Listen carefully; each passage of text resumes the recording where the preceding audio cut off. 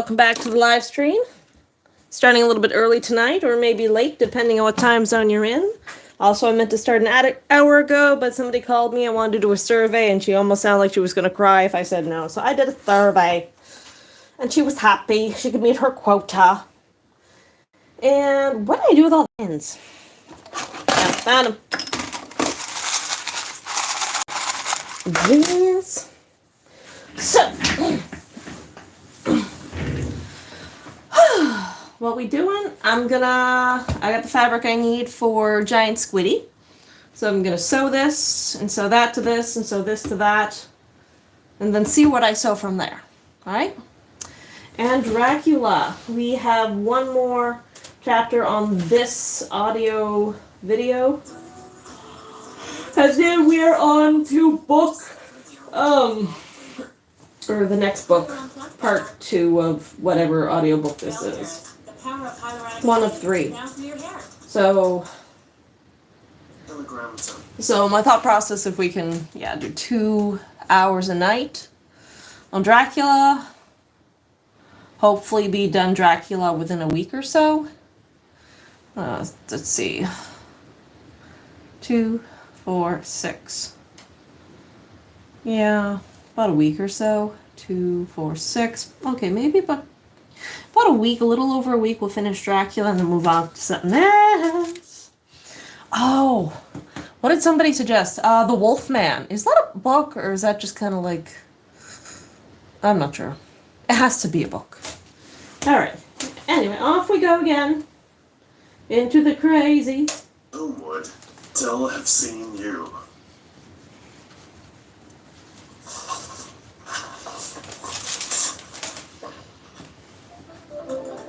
Ooh, fuck, that's close. Should be able to get it anyway.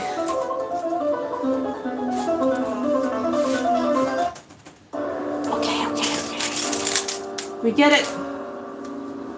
We do Phantom of the Opera as well.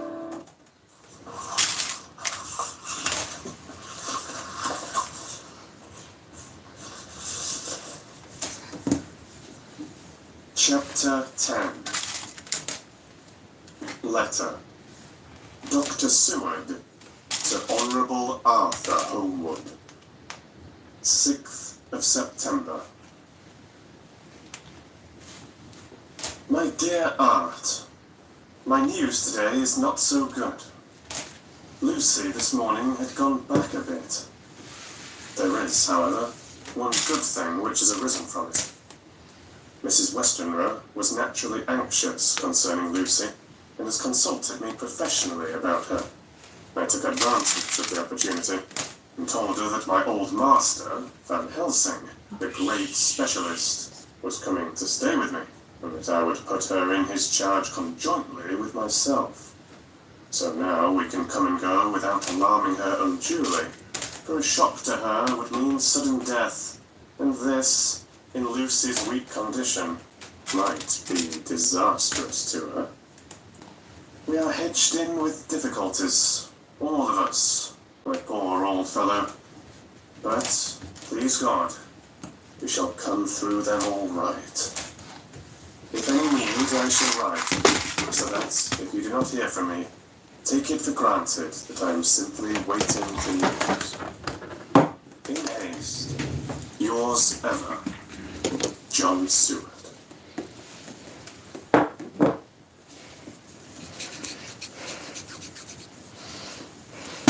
Seward's Diary.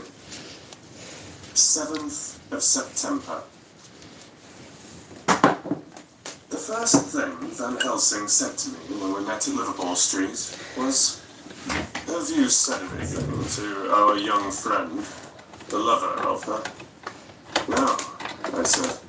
"I waited till I had seen you, as I said in my telegram. I wrote him a letter simply telling him that you were coming, as Miss Westenra was not so well, and that I should let him know if need be." "Right, my friend," he said. "Quite right. Better he not know as yet. Perhaps he shall never know. I pray so, but if it be needed, then he shall know. And, my good friend John, let Let me caution you. You deal. All men are mad in some way or the other. Inasmuch you deal discreetly. With gods, madmen too. The rest of the world. You tell not madmen what you do, nor why you do it. You tell them not what you do. So you shall keep knowledge in its place. Its kind around it and breed. You and I shall keep as yet while here and here. You touched me on the heart and on the forehead.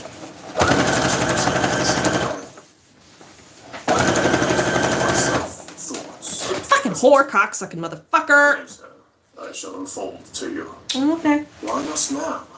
I asked. It may do some good. We may arrive at some decision. He stopped and looked at me and said, My friend John,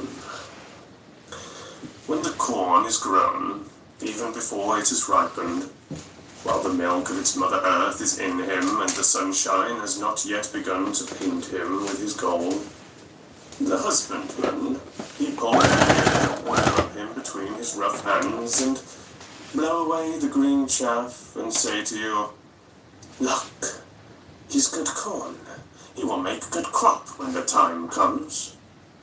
I did not see the application and told him so. For reply, he reached over and took my ear in his hand and pulled it playfully, as he used long ago to do at lectures, and said, Good husbandman tell you so then because he knows, but not till then.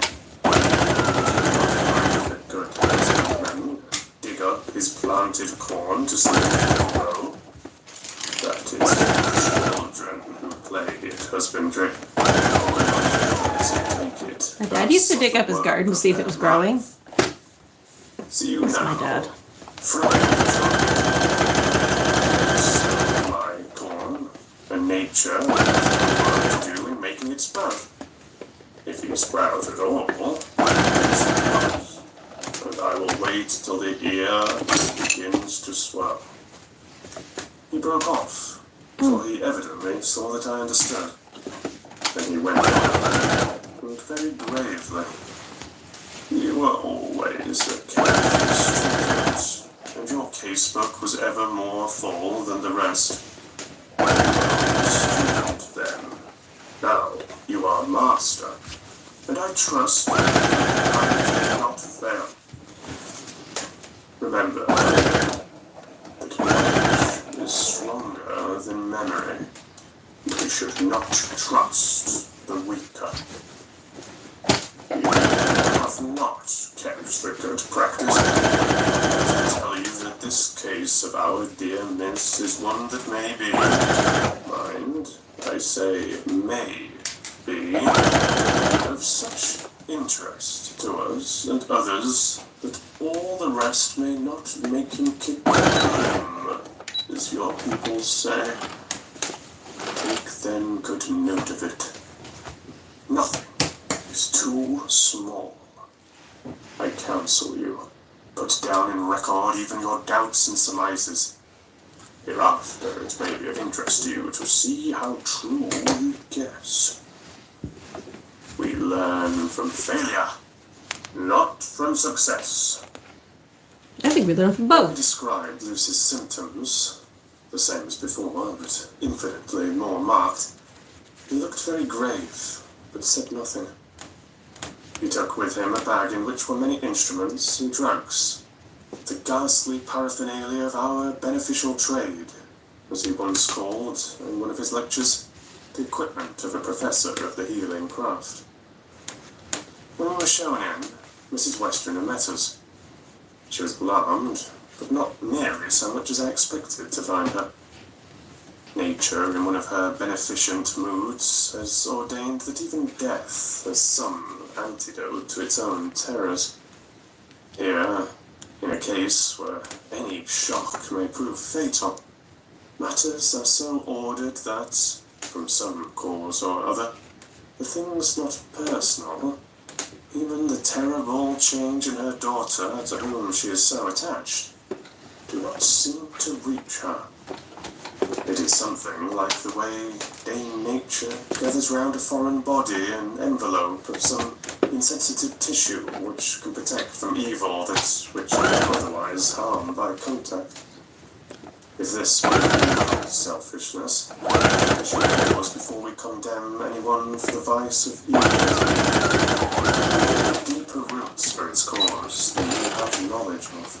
It seemed to have worked last I time, so I'm used my going to go with knowledge that. of this phase of spiritual pathology and laid down a rule that she should not be present with Lucy or think of her illness more than was absolutely consented. So clearly that I saw again the hand of nature fighting life. Van Helsing and I were shown up to Lucy's room. So I was shocked when I saw her yesterday. I was horrified when I saw her today. She was ghastly, chalkily pale. The red seemed to have gone even from her lips and gums, and the bones of her face stood out prominently. Her breathing was painful to see or hear. Van Helsing's face grew set as marble, and his eyebrows converged till they almost touched over his nose. Lucy lay motionless and did not seem to have strength to speak. So for a while, we were all silent. Then Van Helsing beckoned to me, and we went gently out of the room. The instant we had closed the door, he stepped quickly along the passage to the next door, which was open. Then he pulled me quickly in with him and closed the door. "My God," he said. "This is dreadful. There is no time to be lost. She will die for sheer want of blood to keep the heart's action as it should be. There must be transfusion of blood at once. Is it you or me? I am younger and stronger, Professor. It must be me. Then get ready at once. I will bring up my bag. I am prepared." I went downstairs with him, and as we were going, there was a knock at the hall door. When we reached the hall, the maid had just opened the door, and Arthur Thank you for was the thumbs stepping up. quickly in. He rushed up to me, saying in an eager whisper, "Jack, I was so anxious. I read between the lines of your letter, and have been in an agony. The dad was better, so I ran down here to see for myself. Is not that gentleman Dr. Van Helsing? I am so thankful to you, sir, for coming." When first the professor's eye had lit upon him, he had been angry at any interruption at such a time. But now, as he took in his stalwart proportions and recognized the strong young manhood which seemed to emanate from him, his eyes gleamed. Without a pause, he said to him gravely, as he held out his hand, "Sir, you have come in time. You are the lover of our dear miss. She is bad, very bad. Nay, my child, do not go like that." And he suddenly grew pale and sat down in a chair, almost fainting. "You are to help her. You can do more than any that live, and your courage is your best hope." "What can I do?" asked Arthur hoarsely. "Tell me, and I shall think my life is hers, and I will take the last drop of blood in my body for her." Blood. Why is there blood and never fruit juice?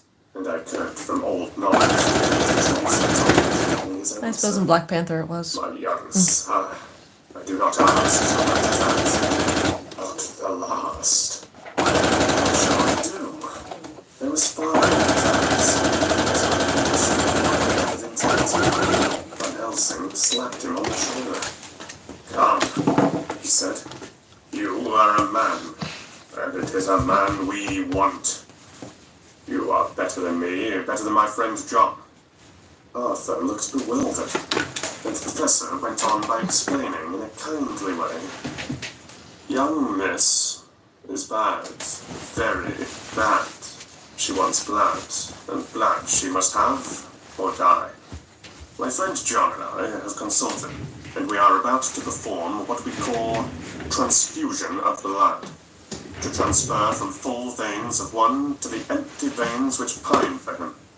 John was to give his blood, as he is the more young and strong than me.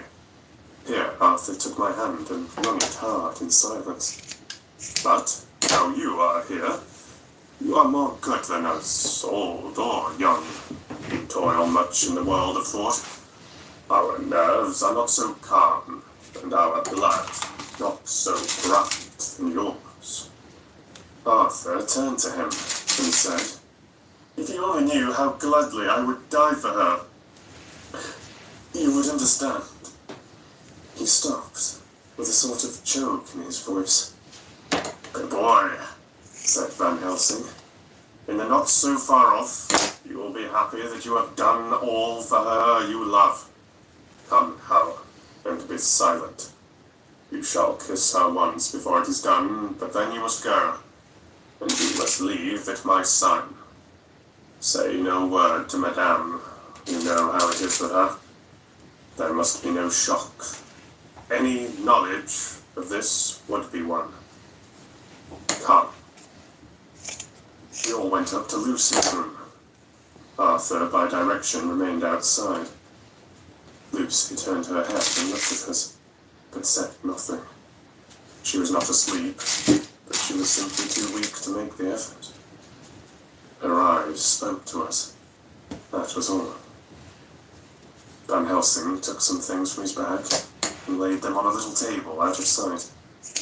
Then he mixed a narcotic, and coming over to the bed, said cheerily, Now, little miss, here is your medicine. Drink it off like a good child. See, I lift you so that to swallow is easy. Yes, she had made the effort with success. It astonished me how long the drug took to act. This, in fact, marked the extent of her weakness. The time seemed endless until sleep began to flicker in her eyelids. At last, however, the narcotic began to manifest its potency, and she fell into a deep sleep. When the professor was satisfied, he called Arthur into the room and bade him strip off his coat. Then he added, You may take that one little kiss whilst I bring over the table. You may. Friend John, help to me. So neither of us looked whilst he bent over her. Van Helsing, turning to me, said, He is so young and strong, and of blood so pure, that we need not defibrillate it. Then, with swiftness, but with absolute method, Van Helsing performed the operation. As the transfusion went on, something like life seemed to come back to poor Lucy's cheeks, and through Arthur's growing pallor, the joy of his face seemed absolutely to shine. After a bit, I began to grow anxious. The loss of blood was telling on Arthur, strong man as he was. It gave me an idea of what terrible strain Lucy's sister must have undergone, that what weakened Arthur only partially restored her. But the professor's face was set, and he stood watch in hand, and with his eyes fixed now on the patient, and now on Arthur. I could hear my own heartbeat. Presently, he said in a soft voice, Do not stir an instant. It is enough. You attend him.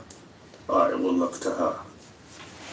When all was over, I could see how much Arthur was weakened.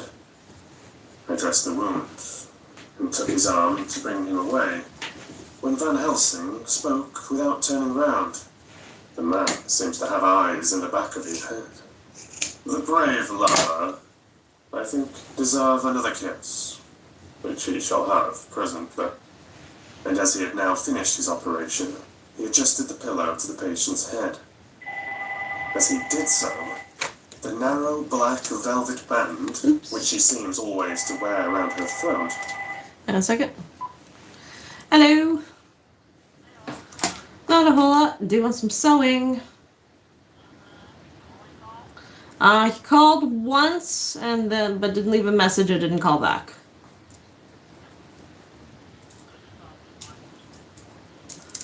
Yeah.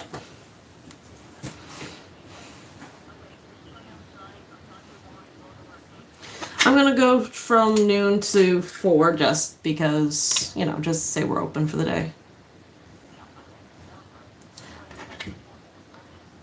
Alright, good night, Mom. Love you. Night night. That was my mommy. Just called to say good night. Buckled with an old diamond buckle which her lover had given her, was dragged a little up and showed a red mark on her throat. Arthur did not notice it, but I could hear the deep hiss of indrawn breath, which is one of Van Helsing's ways of portraying emotion. He said nothing at the moment, but turned to me, saying, "Now take down our brave young lover. Give him of the port wine, and let him lie down a while. He must then go home and rest. Sleep much, eat much, that he may be recruited of what he has so given to his life. He must not stay here." Hold a moment. I may take it, sir, that you are anxious of result. Then bring it with you that in all ways the operation is successful. You have saved her life, and you can go home and rest easy in mind that all that can be is. I shall tell her all when she is well. She shall love you nonetheless for what you have done. Goodbye. When Arthur had gone, I went back to the room. Lucy was sleeping gently, but her breathing was stronger. I could see the counterpane move as her breast heaved. By the bedside sat Elsie, intently. The velvet band again covered the red hair. I asked thus in a whisper, "What do you make of that mark on her throat?" "What do you make of it?" "I haven't seen it yet," I answered, and then and there proceeded to loose the hair. Just over the external jugular vein there were 2 punctures, not large, but not wholesome. There was no sign of disease, but the edges were white and worn-looking, as if by some trituration. It at once occurred to me that this wound, whatever it was, might be the means of that manifest loss of blood. But I abandoned the idea as soon as formed. The blood could be dead would have been drenched with scars, with the blood which the girl must have lost to leave such a pallor as she had before the transfusion. "Well," said Van Helsing. No, this one. "Well," This said one? I can make nothing of it." The professor stood up. "I must go back to Amsterdam tonight," he said. "There are books and things there which I want. You must remain here all the night, and you must not let your sight pass from her." "Shall I have a nurse?" I asked. "We are the best nurses, you and I. You keep watch all night. See that she is well fed and that nothing disturbs her. You must not sleep all night. Later on, we can sleep, you and I. I shall be back so soon as possible. And then we may begin." I said, "What on earth do you mean?" "We shall see," Motherfucker. he answered, as he hurried out. Robin ran out. He came back a moment later and put his head inside the door and said, with warning finger held up. Remember, she is your charge. If you leave her and harm before, you shall not sleep easy hereafter. Dun dun dun.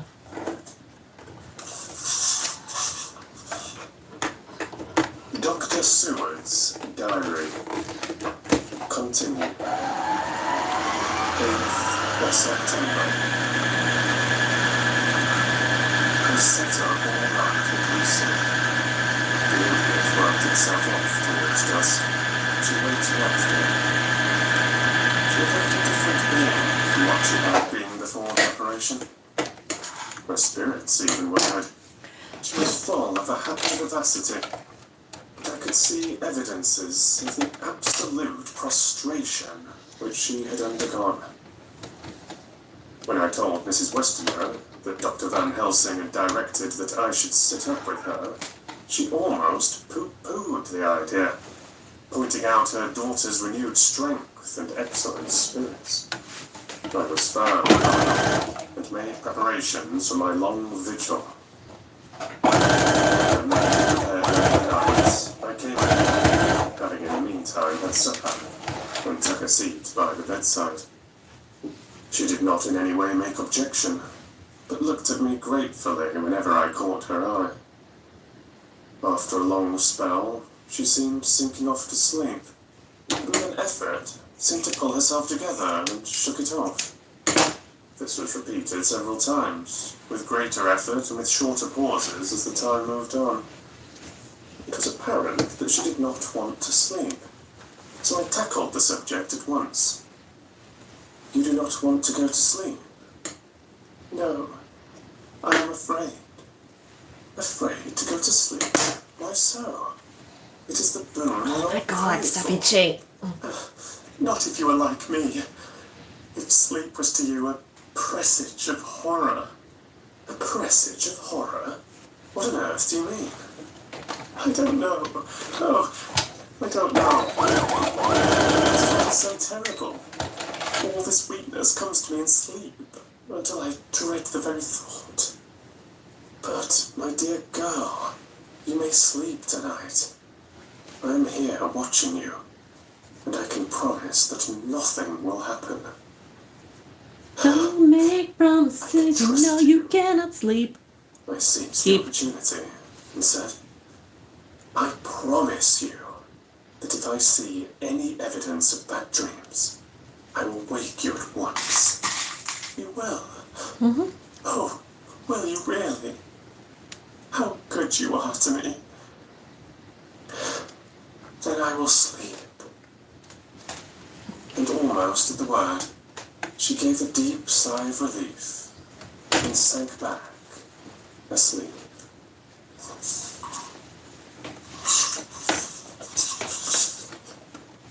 All night long I watched by her. She never stirred, but slept on and on in a deep, tranquil, life-giving, health-giving sleep. Her lips were slightly parted, and her breast rose and fell with the regularity of a smile on her face. It was evident that no bad dreams had come to disturb her peace of mind. Yeah, that works. Yeah. In the early morning, her maid came, and I left her in her cab and took myself back home. I was anxious about many things. I sent a short wire to Van Helsing and to Arthur, telling them of the excellent result of the operation. My own work, with its manifold arrears, took me all day to clear off. It was dark when I was able to inquire about my Suffragus patient. The report was good. He'd been quite quiet for the past day and night. I was hungry at like 9 o'clock at night. A telegram came from Van Helsing at Amsterdam last night, suggesting that I should be at Hillingen tonight, as it might be well to be at hand, and stating that he was leaving by the night mail and would join me early in the morning. Aye, the dead travel fast. 9th of September.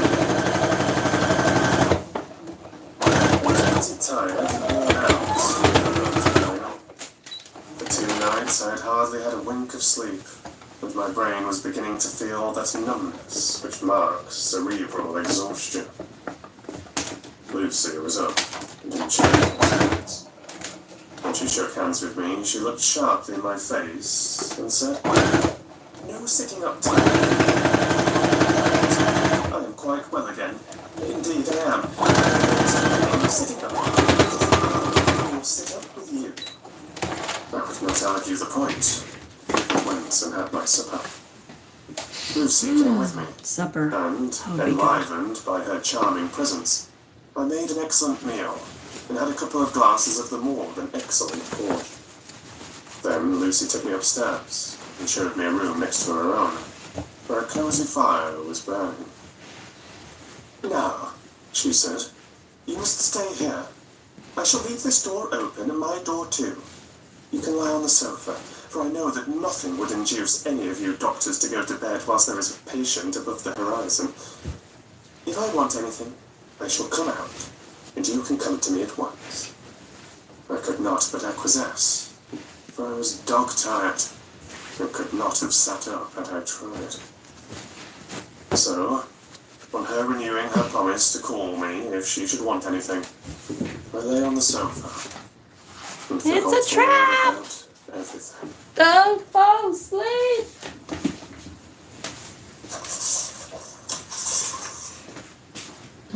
Lucy Westenra's diary. Where's the 9th circle? of September. I feel so happy tonight. I have been so miserably weak that to be able to think and move about is like feeling sunshine after a long spell of east wind out of the steel sky. Somehow Arthur feels very, very close to me. I seem to feel his presence all about me. This was the piece I was supposed to suppose it use, is that but sickness and weakness are selfish things, and turn our inner eyes exclusively on ourselves, whilst health and strength give love rein, and in thought and feeling he can wander where he wills. I know where my thoughts are. If Arthur only knew. My dear, your ears must tingle as you sleep, as mine do waking. ugh. Oh, the blissful rest of night. Oh, this was How written I by a guy. slept with that dear, good Dr. Seward watching me. And tonight I shall not fear to sleep, since he is close at hand and within call. Thank everybody for being so good to me. Thank God. She's gonna kill a bunch of people, isn't she? Arthur. He's dead.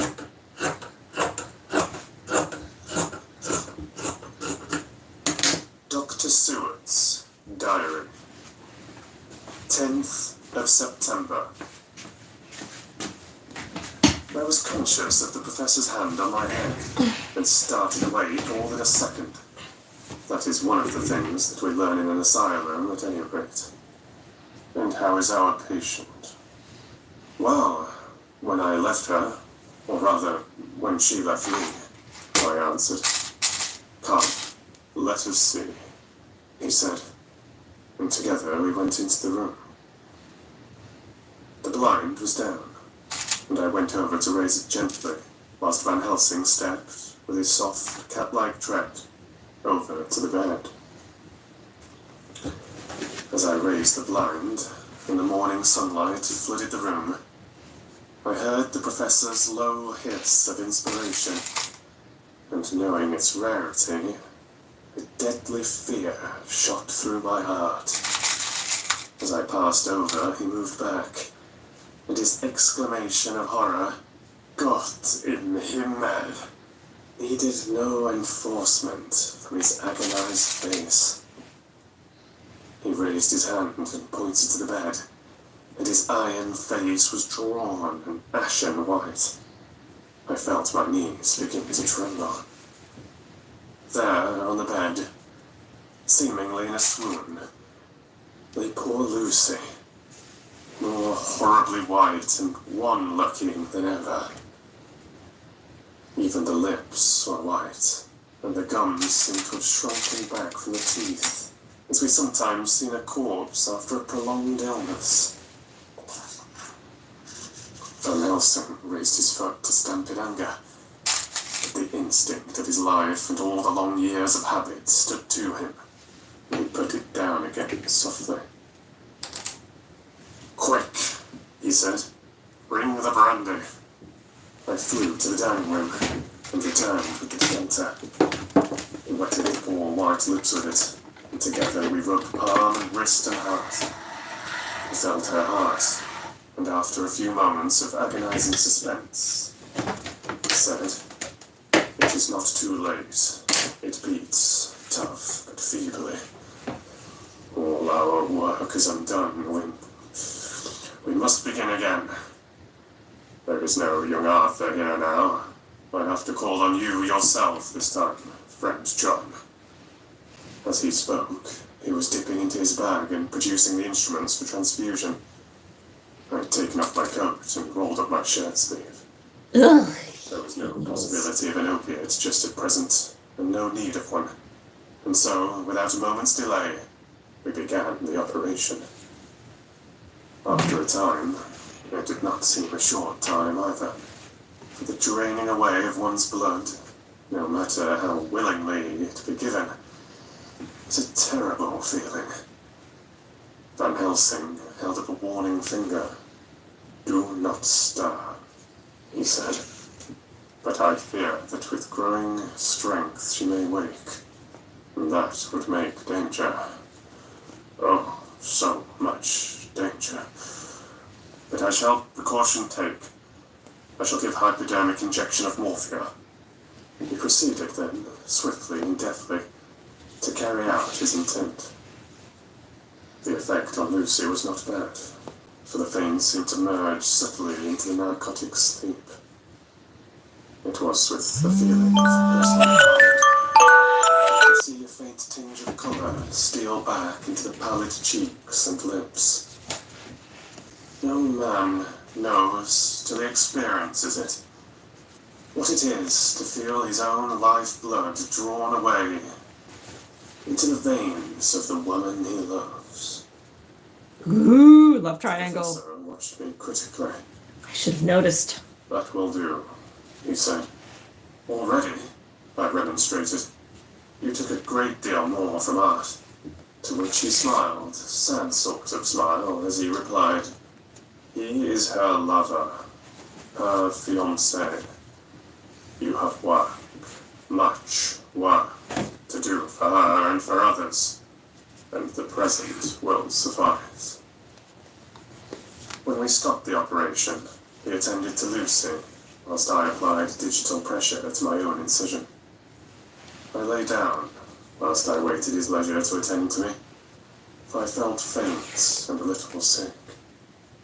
By and by, he bound up my wound and sent me downstairs to get a glass of wine for myself.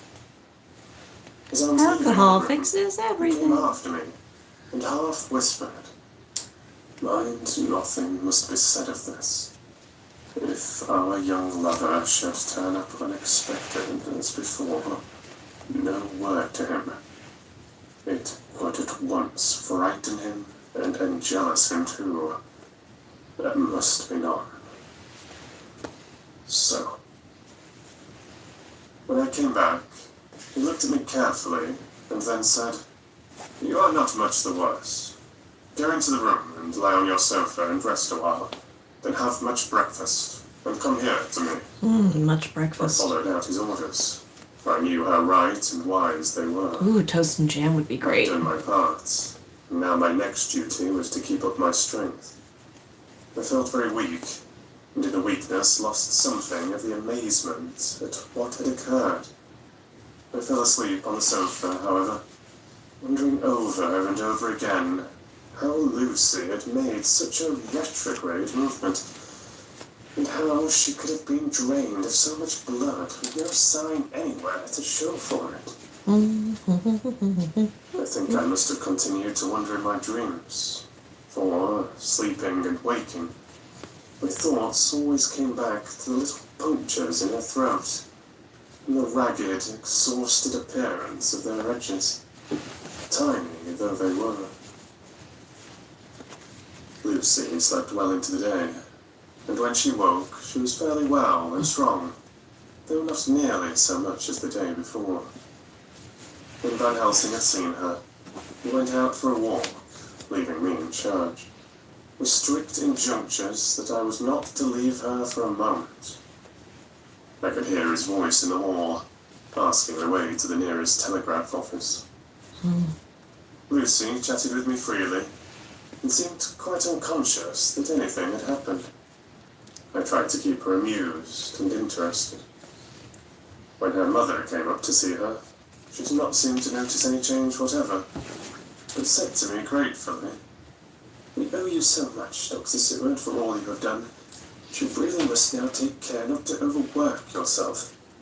You are looking pale yourself. You want a wife to nurse and look after you a bit. That you do." As she spoke, Lucy turned crimson, though it was only momentarily, for her poor, wasted veins could not stand for long, such an unwanted drain to the head. The reaction came in excessive pallor, as she turned imploring eyes on me. I smiled and nodded, and laid a finger on my lips. With a sigh, she sank back amid her pillows. Van Helsing returned in a couple of hours, and presently said to me, "Now, you go home, and eat much and drink enough. Make yourself strong. I stay here tonight, and shall sit up with the little miss myself. You and I must watch the case, and we must have none other to know. I have grave reasons. No, do not ask them. Think what you will. Do not fear to think even the most not probable." Alright, I'm gonna need a little snacky, so I'm gonna pop upstairs for a second. If you want to take a break, do the same, and we'll get back to sewing giant squid.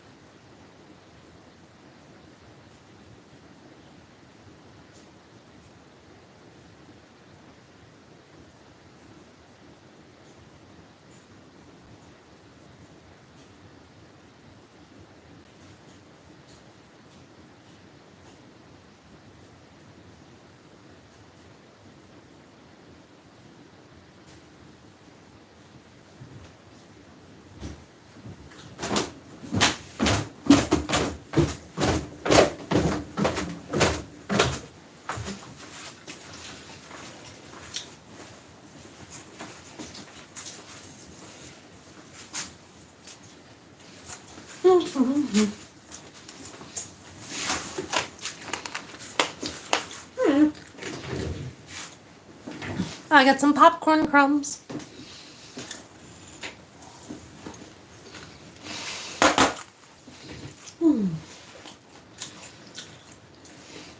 Warm. Well, not warm, but like not cold. So that really hit the spot. Good night. In the hall, two of the maids came to me and asked if they or either of them might not sit up with Miss Lucy.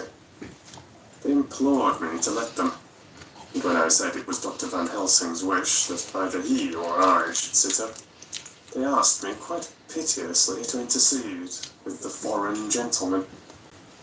I was much touched by their kindness. Perhaps it is because I am weak at present, and perhaps because it was on Lucy's account that their devotion was manifested. For over and over again have I seen similar instances of woman's kindness. I got back here in time for a late dinner, went my rounds. All well. And set this down whilst waiting for sleep. It is coming.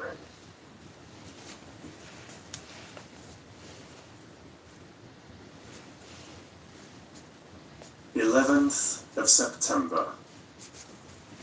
Ooh. This afternoon I went over to Hillingham. Found Van Helsing in excellent spirits, and Lucy much better. Shortly after I'd arrived, a big parcel from abroad came for the Professor. He opened it with much impressment. Assumed, of course. He showed a great bundle of white flowers. "These are for you, Miss Lucy," he said. "For me? Oh, Dr. Van Helsing." "Yes, my dear, but not for you to play with. These are medicines." Here Lucy made a wry face. "Nay, but they are not to take in a decoction or in nauseous form, so you need not snub that so charming nose, or I shall point out to my friend Arthur what woes he may have to endure in seeing so much beauty that he so loves, so much distort. Ah, my pretty miss, that bring the so nice nose all straight again. This is medicinal, but you do not know how. I put him in your window. I make pretty wreath and hang him round your neck, so that you sleep well.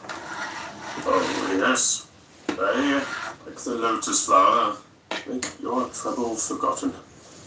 It smells so like the waters of Lethe, and of that fountain of youth that the conquistadores sought for in the Floridas, and find him all too late." Whilst he was speaking, Lucy had been examining the flowers and smelling them. Now she threw them down, saying with half laughter and half disgust, "Professor, I believe you are only putting up a joke on me. Why, these flowers are only common garlic."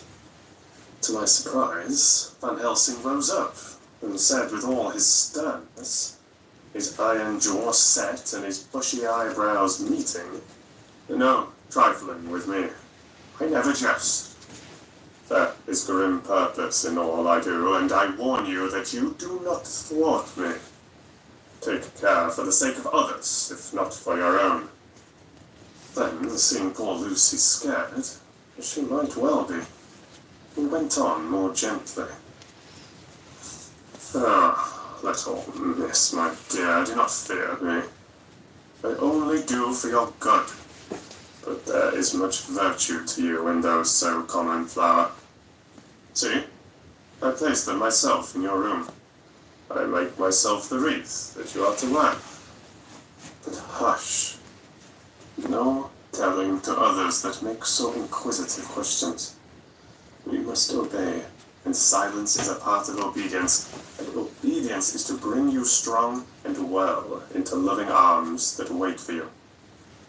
Now, sit still a while. Come with me, friend John, and you shall help me deck the room with my garlic, which is all the way from Haarlem, where my friend Vanderpool raised herb in his glass houses all the year. I had to telegraph yesterday. or they would not have been here. We went into the room, taking the flowers with us.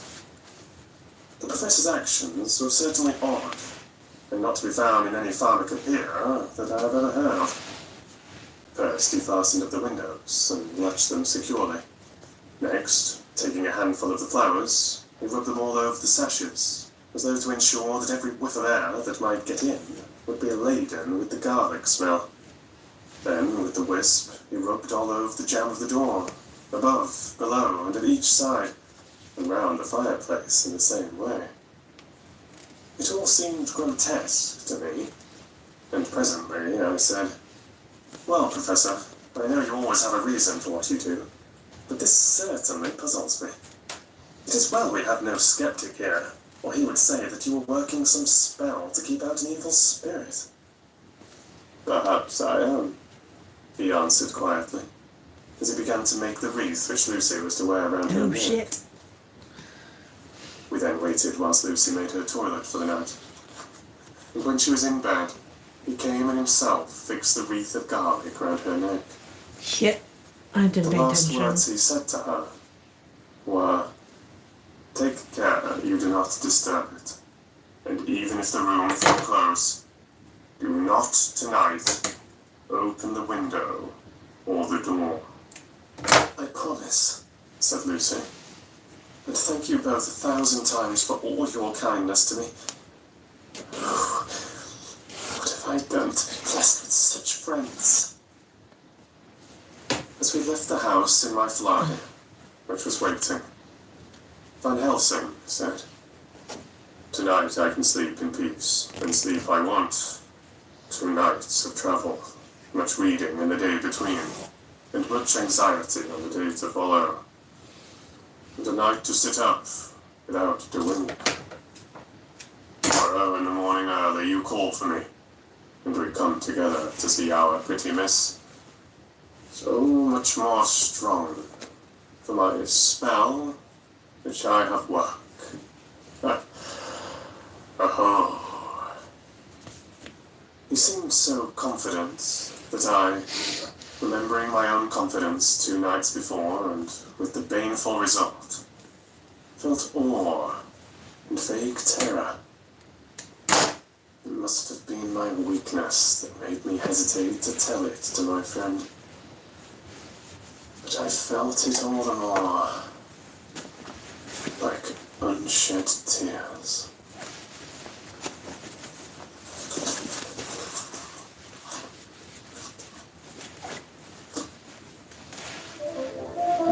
Alrighty. That's the end of chapter 10 and the first audiobook. Woo! Alright, another 7 hours to go. Shop thousands of rollbacks online at walmart.ca. Where's the cereal? Bram Stoker. Dracula.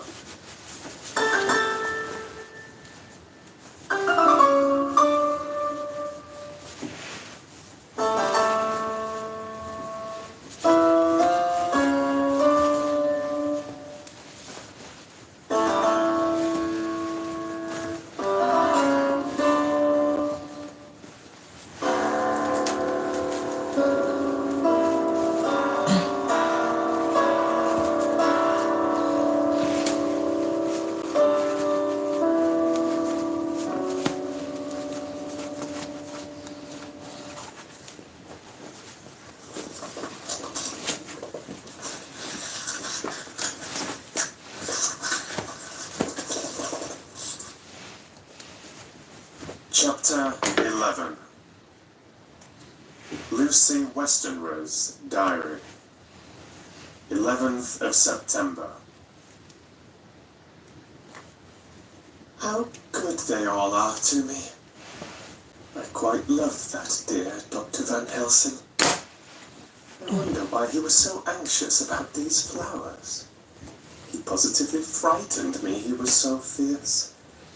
And yet, he must have been right, for I feel comfort from them already. Somehow I do not dread being alone tonight, and I can go to sleep without fear. I shall not mind any flapping outside the window. Flap, flap. Flap, flap. Terrible struggle that I have had against sleep so often of late. The pain of the sleeplessness. The pain of the fear of sleep with such unknown horrors as it has for me. Yeah. How blessed are some people whose lives have no fears, no dreads, to whom sleep is a blessing that comes nightly and brings nothing but sweet dreams. Well, here I am tonight, hoping for sleep, and lying like Ophelia in the play, with virgin crowns and maiden struments. I never liked garlic before, but tonight it is delightful. There is peace in its smell. I feel sleep coming already. Good night, everybody.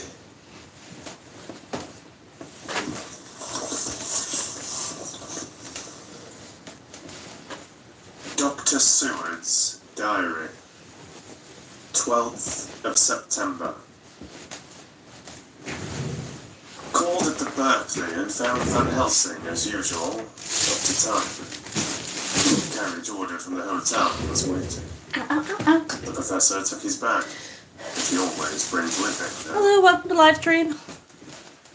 It was all bibbered down. Listening to Dracula tonight. Garlic tonight, Van yeah. Helsing and I arrived at Hillingham at 8 o'clock. It was lovely. The bright sunshine and all the fresh feeling of early autumn seemed like the completion of nature's annual work. The leaves were turning into all kinds of beautiful colours. I'm just fisting a giant octopus right now, don't mind me. When we entered, we met Mrs. Westerner coming out of the morning room. She is always an early riser. Come on, get She in. greeted us warmly and said, "You'll be glad to know that Lucy is better. Dear child, still asleep." I looked into her room and saw her, but did not go in lest I should disturb her. The professor smiled and looked quite jubilant. He rubbed his hands together and said, "Aha! I thought I had diagnosed the case. My treatment is working." She answered, "You must not take all the credit to yourself, Doctor. Lucy's state this morning is due in part to me." "How do you mean, asked the professor. "Well, I was anxious about the dear child in the night, and went into her room. She was sleeping soundly, so soundly that even my coming did not wake up. But the room was awfully stuffy. There were a lot of those horrible, strong-smelling flowers about everywhere, and she'd actually a bunch of them round her neck. I feared that the heavy odour would be too much for the dear child in her weak state, so I took them all away and opened a bit of the window to let in a little fresh air. You will be pleased with that, I'm sure."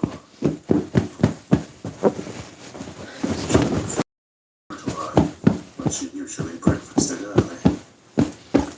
As she had spoken, I watched the professor's face and saw it turn ashen grey. He had been able to restrain his self-command whilst the poor lady was present, but he knew her states and how mischievous a shock would be. He actually smiled on her as he held open the door for her to pass into her room. But the instant she had disappeared, he pulled me, suddenly and forcibly, into the dining room and closed the door. Then, for the first time in my life, I saw Van Helsing break down. He raised his hands over his head in a sort of mute despair, and then beat his palms together in a helpless way. Finally, he sat down on a chair, and putting his hands before his face, began to sob, with loud, dry sobs that seemed to come from the very racking of his heart. Then he raised his arms again, as though appealing to the whole universe. "God, God, God," he said. "What have we done? What has this poor thing done? But we Is there fate amongst us still, sent down from the pagan world of old, that such things must be, and in such way? Poor mother, all unknowing, and all for the best, does she think, does such thing as lose her daughter, body and soul?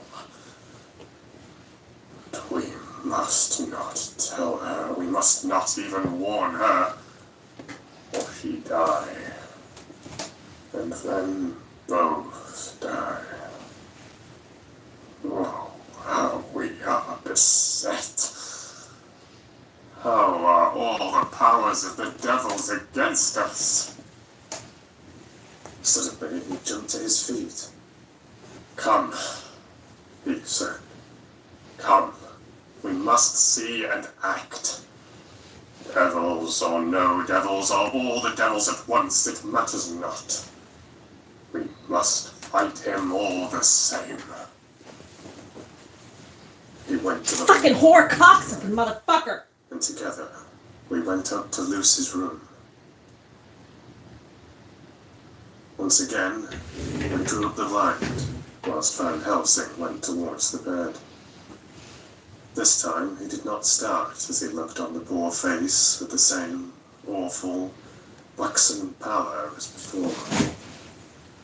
He wore a look of stern sadness and infinite pity.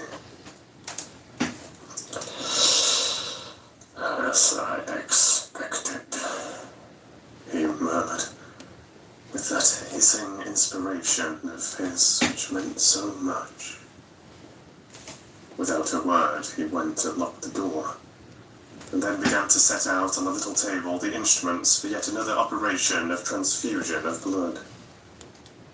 I had long ago recognized the necessity, and begun to take off my coat, but he stopped me with a warning hand.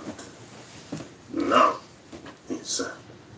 Today, you must operate. I shall provide. You are weakened already. As he spoke, he took off his coat and rolled up his shirt sleeve. Again the operation. Again the narcotic. Again some return of colour to the ashy cheeks. And the Had a regular boo-boo. breathing of healthy sleep. This time I watched, whilst Van Helsing recruited himself and rested. Presently, he took an opportunity of telling Mrs. Westenra that she must not remove anything from Lucy's room without consulting him. That the flowers were of medicinal value, and that the breathing of their odour was a part of the system of cure.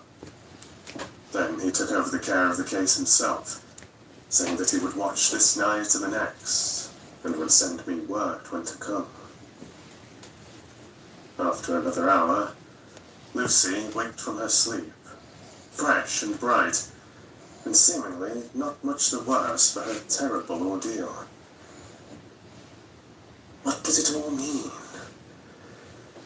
I'm beginning to wonder if my long habit of life amongst the insane is beginning to tell upon my own brain. Brains. There should be a good zombie book out there somewhere, too. Oh, my ears are ringing. Lucy Westenra's diary. 17th of September. 4 days and nights of peace. I am getting so strong again that I hardly know myself. It is as if I had passed through some long nightmare, and had just awakened to see the beautiful sunshine and feel the fresh air of the morning around me. I have a dim half-remembrance of long, anxious times of waiting and fearing, darkness in which there was not even the pain of hope to make present distress more poignant, and then long spells of oblivion, and the rising back to life as a diver coming up through a great press of water. Since, however, Dr. Van Helsing has been with me, all this bad dreaming seems to have passed away. The noises that used to frighten me out of my wits, the flapping against the windows, the distant voices which seemed so close to me, the harsh sounds that came from I know not where and commanded me to do I know not what, have all ceased. I go to bed now without any fear of sleep. I do not even try to keep awake. I have grown quite fond of the garlic, and a box arrives me every day from Haarlem. Tonight, Dr. Van Helsing is going away, as he has to be for a day in Amsterdam. But I need not be watched. I am well enough to be left alone. Thank God for Mother's sake and dear Arthur's, and for all our friends who have been so kind. I shall not even feel the change. The last night, Dr. Van Helsing slept in his chair a lot of the time. I found him asleep twice when I woke, but I did not fear to go to sleep again. Although the boughs or bats or something flapped almost angrily against the window panes.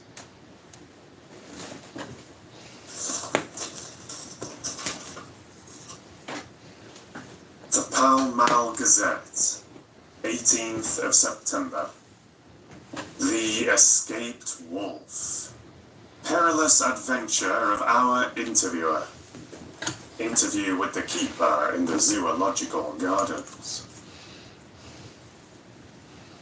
After many inquiries and almost as many refusals, and perpetually using the words Pall Mall Gazette as a sort of talisman, I managed to find the keeper of the section of the Zoological Gardens in which the wolf Talisman. Ah! Thomas Builder lives in one of the cottages in the enclosure behind the elephant house, and was just sitting down to his tea when I found him. Thomas and his wife are hospitable folk, elderly and without children, and if the specimen I enjoyed of their hospitality be of the average kind, Oopsie, sorry. lives must be pretty comfortable. Oh my god. The keeper would not enter on what he called business until the supper was over and we were all satisfied. Then, when the table was cleared and he had lit his pipe, he said, "Now, sir, you can go on and ask me what you want. You'll excuse me refusing to talk of professional subjects afore meals. Well, he gives the wolves and the jackals and the hyenas in all our section their tea afore I begins to ask them questions." "How do you mean? Ask them questions?" I queried, wishful to get him into a talkative humour. "Here, have them over the head with a pole is one way. Scratching their ears is another. When gents as is flush wants a bit of a show-off to their gals. I don't so much mind the first. They hit him right chucks in there. But I waits till they've had their sherry and coffee, so to speak, afore I tries on with the ear scratching. Mind you," he added philosophically, "there's a deal of the same nature in us as in them there animals. Here's you a coming and asking of me questions about my business, and I that grumpy like that only for your bloomin' £1/2 I'd have seen you blowed first for I'd answer. Well, even when you'd asked me sarcastic like if I'd like you to ask the superintendent if you might ask me questions.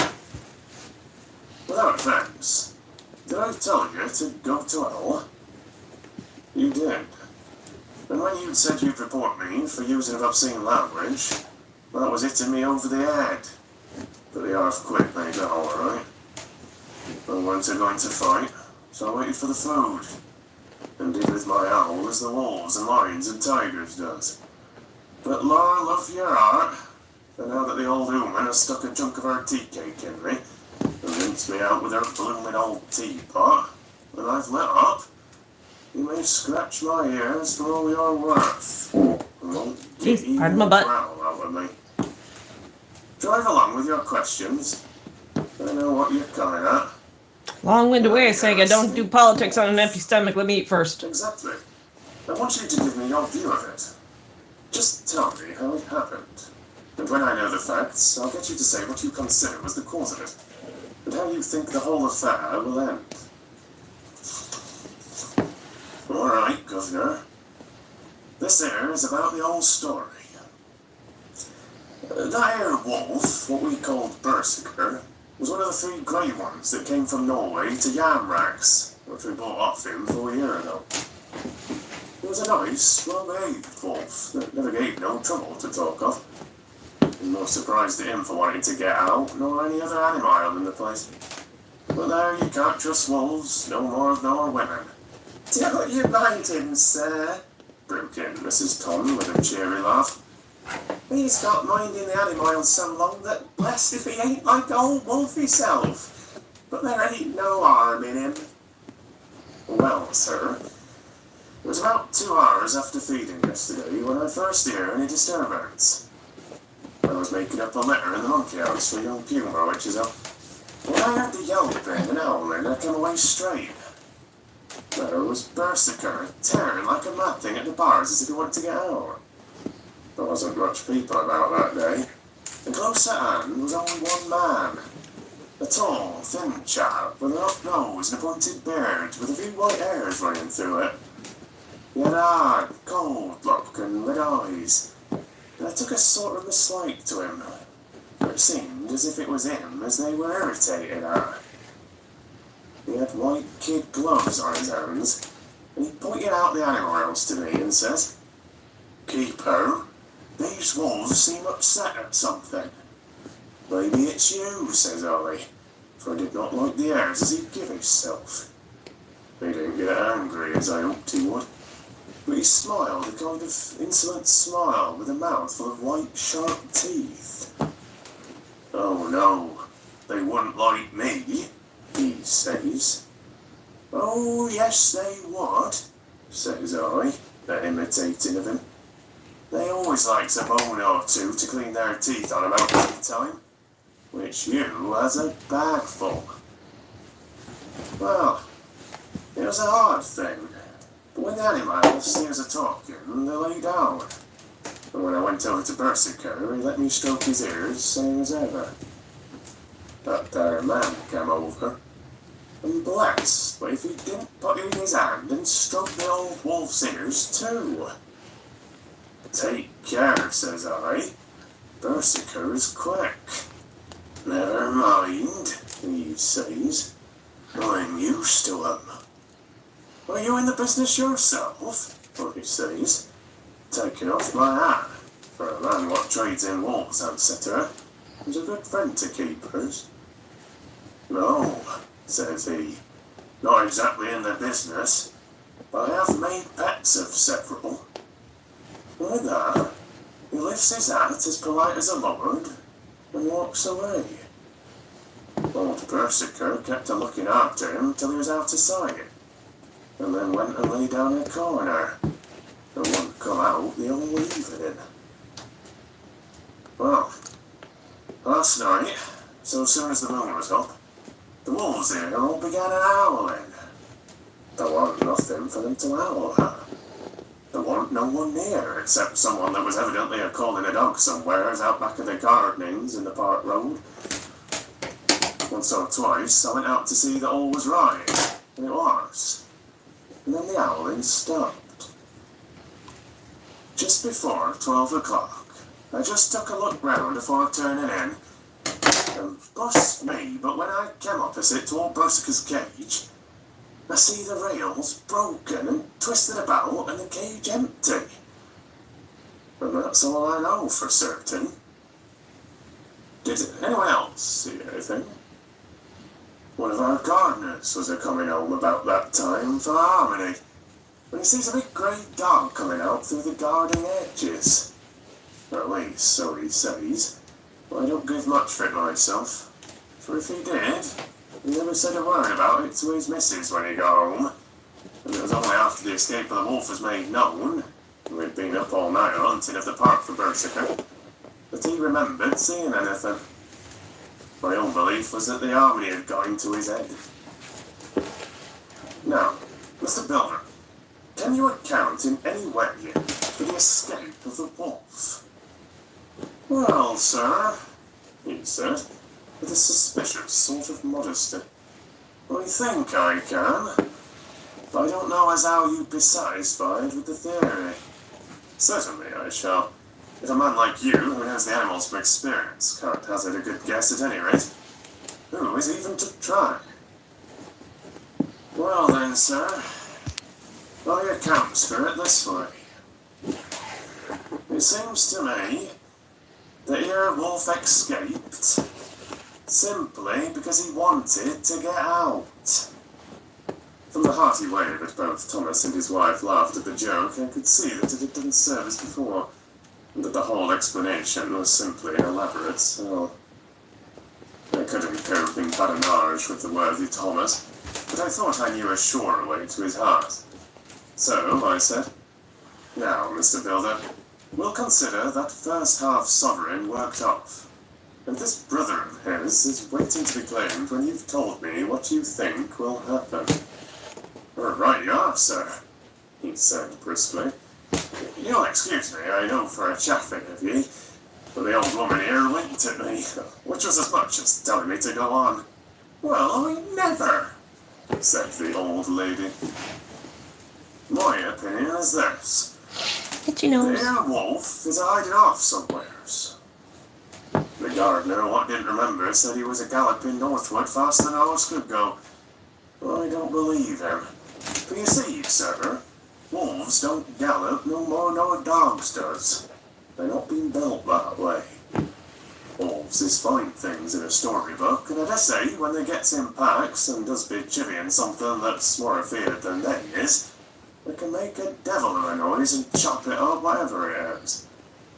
But Lord bless you, in real life a wolf is only a low creature, not half so clever or bold as a good dog, and not half a quarter so much fighting him. This one ain't been used to fighting or even to providing for himself, and more like he's somewhere around the park hiding and a shivering off. And if he thinks at all, wondering where he's going to get his breakfast from. Or maybe he's got down some area and is in a coal cellar. Aye, won't some cook get a rum start when she sees his green eyes a-shining at her out of the dark?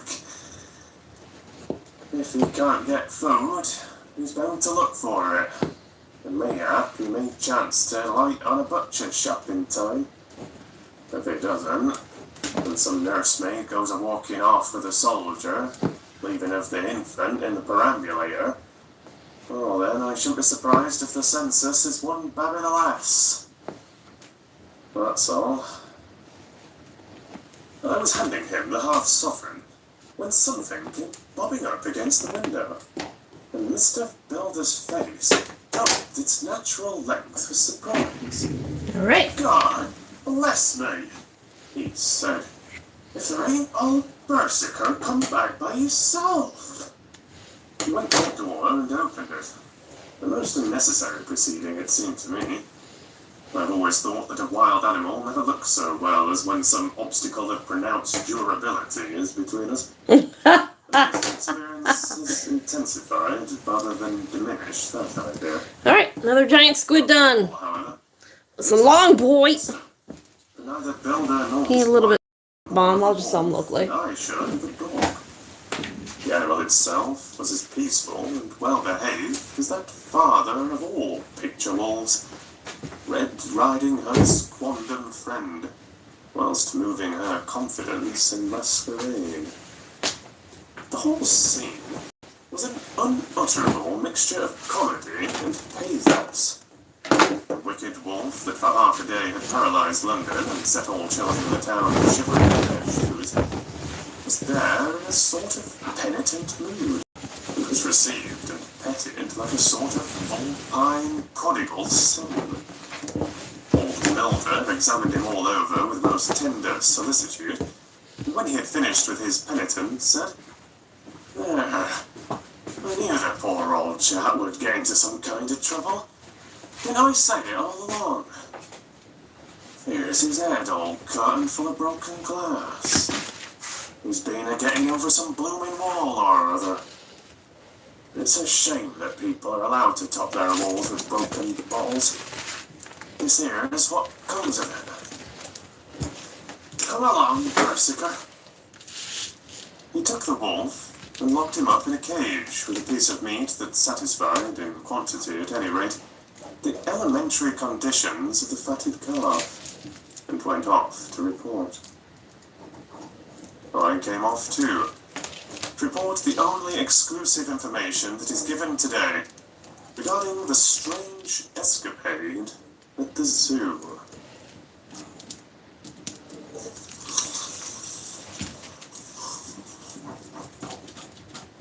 Dr. Seward's diary. 17th of September. I was engaged after dinner in my study, posting up my books, which, through press of other work and the many visits to Lucy, Really should iron fallen this. sadly into arrear. Suddenly, the door was burst open, and in rushed my patient, with his face distorted with passion. I was thunderstruck. For such a thing as a patient getting of his own accord into the superintendent's study is almost unknown. Without an instant's pause, he made straight at me. He had a dinner knife in his hand, and, as I saw he was dangerous, I tried to keep the table between us. It was too quick and too strong for me, however. For before I could get any balance, he had struck at me and cut my left wrist rather severely. Before he could strike again, however, I got in my right, and he was sprawling on his back on the floor. My wrist bled freely, and quite a little pool trickled onto the carpet. I saw that my friend was not intent on further effort, and occupied myself binding up my wrist, keeping a wary eye on the prostrate figure all the time. When the attendants rushed in, and we turned our attention to him, his employment positively sickened me. He was lying on his belly on the floor, licking up like a dog the blood which had fallen from my wounded wrist. It was easily secured, and, to my surprise, went with the attendants quite placidly, simply repeating over and over again, "The blood is the life! The blood is the life!" Crazy man getting crazier by the I day. can't afford to lose blood just at present. I've lost too much of late for my physical good, and then the prolonged strain of Lucy's illness and its horrible phases is telling on me. I'm overexcited and weary, Woo. and I need a rest. Rest. Rest. Happily, Van Helsing has not summoned me, so I need not forgo my sleep. Tonight, I could not well do without it.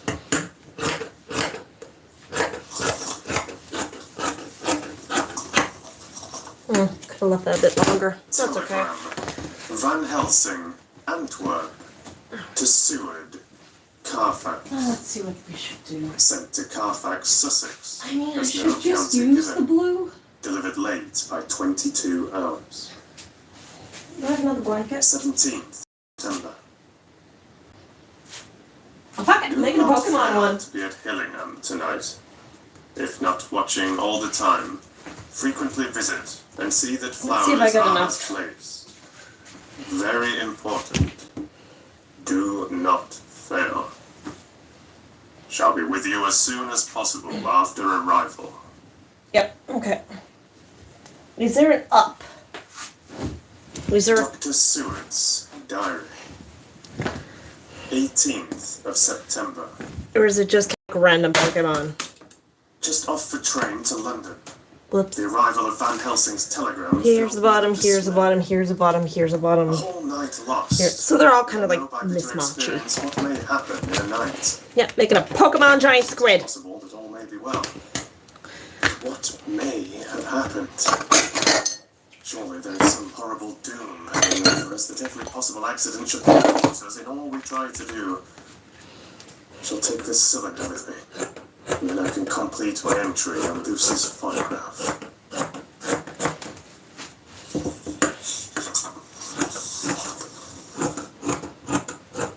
Memorandum left by Lucy Westenra. 17th of September. Night. I write this and leave it to be seen, so that no one by any chance get into any trouble through me. This is an example of what took place tonight. I feel I am dying of weakness. I have barely strength to write. But it must be done if I die in the doing. I went to bed as usual, taking care that the flowers were placed as Dr. Van Helsing directed, and soon fell asleep. I was waked by the flapping at the window, which had begun after that sleepwalking on the cliff at Whitby when Mina saved me, and which now I know so well. I was not afraid, but I did wish that Dr. Seward was in the next room, as Dr. Van Helsing said he would be, so that I might have called him. I tried to go to sleep, but could not. Then there came to me the old fear of sleep, and I determined to keep awake. Perversely, sleep would try to come then when I did not want it. So, as I feared to be alone, I opened my door and called out, "Is there anybody there?" There was no answer. I was afraid to wake Mother, and so closed my door again. Then, outside in the shrubbery, I heard a sort of howl like a dog's, but more fierce and deeper. I went to the window and looked out, but could see nothing except a big bat, which had evidently been buffeting its wings against the window. So I went back to bed again, but determined not to go to sleep. Presently the door opened, and Mother looked in. Seeing by my moving that I was not asleep, came in and sat by me. Come on. She said to me even more sweetly, softly than I wont, "I was uneasy about you, darling, and came in to see that you were all right." I feared she might catch cold sitting there and asked her to come in and sleep with me. So she came into bed and lay down beside me. She did not take off her dressing gown, for she said she would only stay a while and then go back to her own bed. As she lay there in my arms, and I in hers, the flapping, buffeting came to the window again. She was startled and a little frightened and cried out, "What is that?" I tried to pacify her and at last succeeded, and she lay quiet, but I could hear her poor dear heart beating terribly. After a while there was the low howl again out in the shrubbery, and shortly after there was a crash at the window and a lot of broken glass was hurled on the floor. The window blind blew back with the wind that rushed in, and at the aperture of the broken panes there was the head of a great, gaunt, grey wolf. Mother cried out in a fright and struggled up into a sitting posture and clutched wildly at anything that would help her. Amongst other things, she clutched the wreath of flowers that Dr. Van Helsing insisted on my wearing round my neck and tore it away from me. For a second or two she sat up, pointing at the wolf, and with a strange and horrible gurgling in her throat. Then she fell over, struck with lightning, and her head hit my forehead and made me dizzy for a moment or two. The room and all round seemed to spin round. I kept my eyes fixed on the window, but the wolf drew his head back, and a whole myriad of little specks seemed to come blowing in through the broken window, and wheeling and circling round like the pillar of dust that travellers describe when there is a simoon in the desert. I tried to stir, but there was some spell upon me. Dear Mother's poor body, which seemed to grow cold already, for her dear heart had ceased to beat, Oh, Lucy, I'm so weighed sorry. me down, and I remembered no more for a while. The time did not seem long, very, very awful, till I recovered consciousness again. Somewhere near, a passing bell was tolling. The dogs all round the neighbourhood were howling. I shouldn't have There done was that. shrubbery, seemingly just outside. A nightingale was singing. I was dazed and stupid with pain and terror and weakness, but the sound of the nightingale seemed like the voice of my dead mother come back to comfort me. The sounds seemed to have awakened the maids too, for I could hear their bare feet pattering outside my door. I called to them, and they came in, and when they saw what had happened and what it was that lay over me on the bed, they screamed out. The wind rushed in through the broken window, and the door slammed to. We lifted off the body of my dear mother and laid her, covered with a sheet, on the bed, after I had come up. They were all so frightened and nervous that I directed them to go to the dining room and have each a glass of wine. The door flew open for an instant and closed again. The maids shrieked and then went in a body to the dining room, and I laid what flowers I had on my dear mother's breast.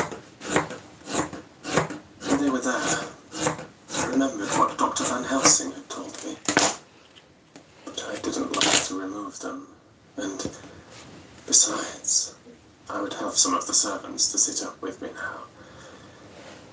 I was surprised that the maids did not come back. I called them, but got no answer. So I went to the dining room to look for them. My heart sank when I saw what had happened. They all four lay helpless on the floor, breathing heavily. The decanter of sherry was on the table half full, but there was a queer, acrid smell about. I was suspicious and examined the decanter.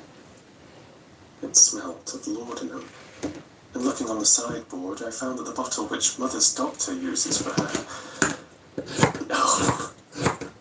did use, was empty. What am I to do? What am I to do? I am back in the room with Mother. I cannot leave her, and I am alone, save for the sleeping servants whom someone has drugged. Alone with the dead. I dare not go out, for I can hear the low howl of the wolf through the broken window.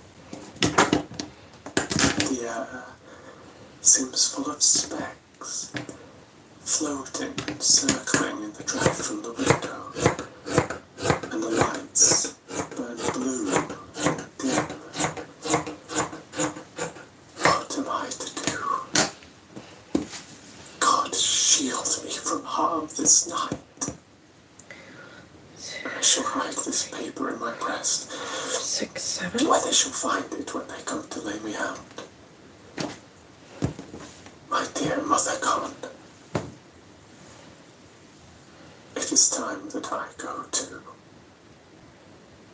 Goodbye, dear Arthur, if I should not survive this night. God keep you, dear. God help me.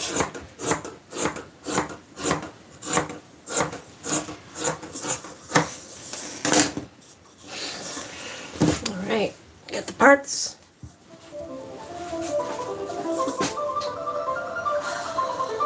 What color goes good with Pokemon? I want to go white. I want to go black. I have to go red. I might have to go black. I don't have my Duster Victor right now. That one's next.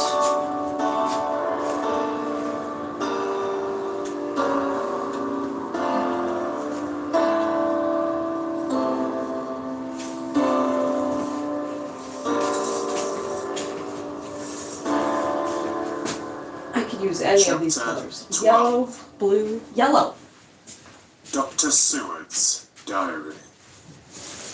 18th of September.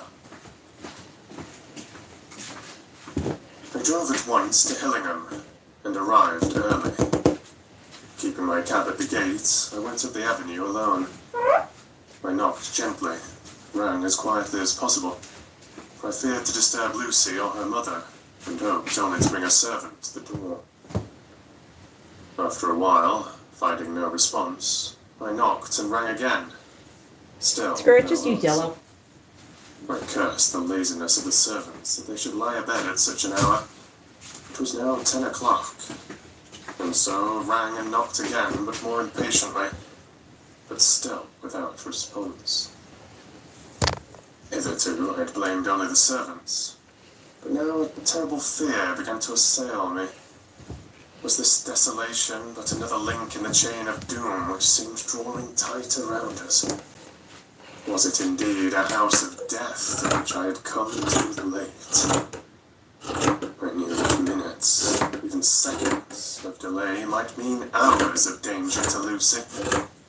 If she had again one of those frightful relapses. And I went round the house to try if I could find by any chance an entry anywhere. I could find no means of ingress. Every window and door was fastened and locked, and I returned baffled to the porch. As I did so, I heard the rapid pit-pat of a swiftly driven horse's feet. They stopped at the gate, and a few seconds later I met Van Helsing running up the avenue. When he saw me, he gasped out, "Then it was you. I'm just arrived. How is she? Are we too late? Did you not get my telegram?" I answered as quickly and coherently as I could that I'd only got his telegram early in the morning and had not lost a minute in coming here. I can do the squares of I that. could not make anyone in the house hear me. He paused and raised his hat as he said solemnly, "Then I fear we are too late. Gods, well done." With his usual recuperative energy, he went on, "Come. If there be no way open to get in, we must make one. Time is all in all to us now." Gonna have to We keep. went round to the back of the house where there was a kitchen window.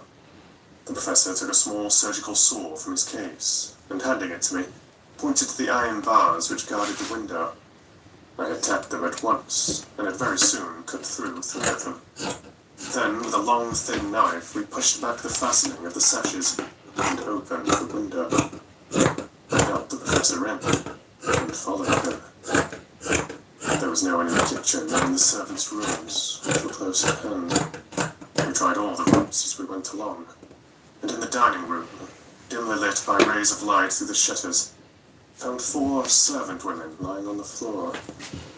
There was no need to think them dead, for their stertorous breathing and the acrid smell of laudanum in the room left no doubt as to their condition.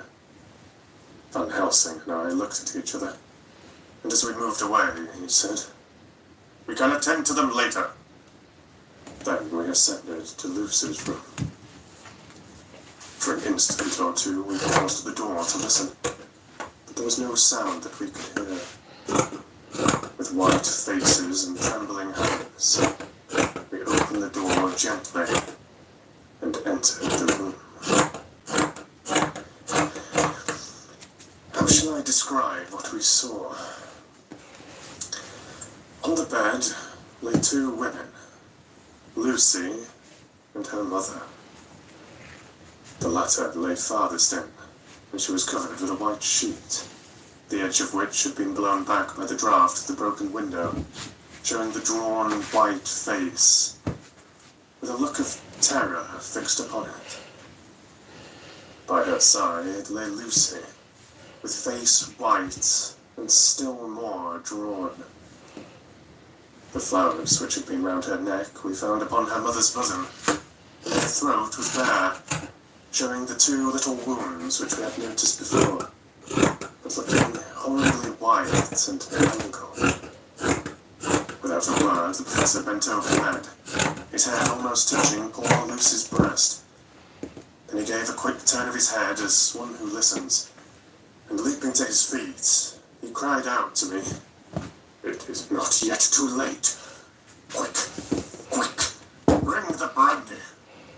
I flew down. Why is their answer always alcohol? Taking care to smell and taste it, lest it too were drugged like the decanter of sherry which I found on the table.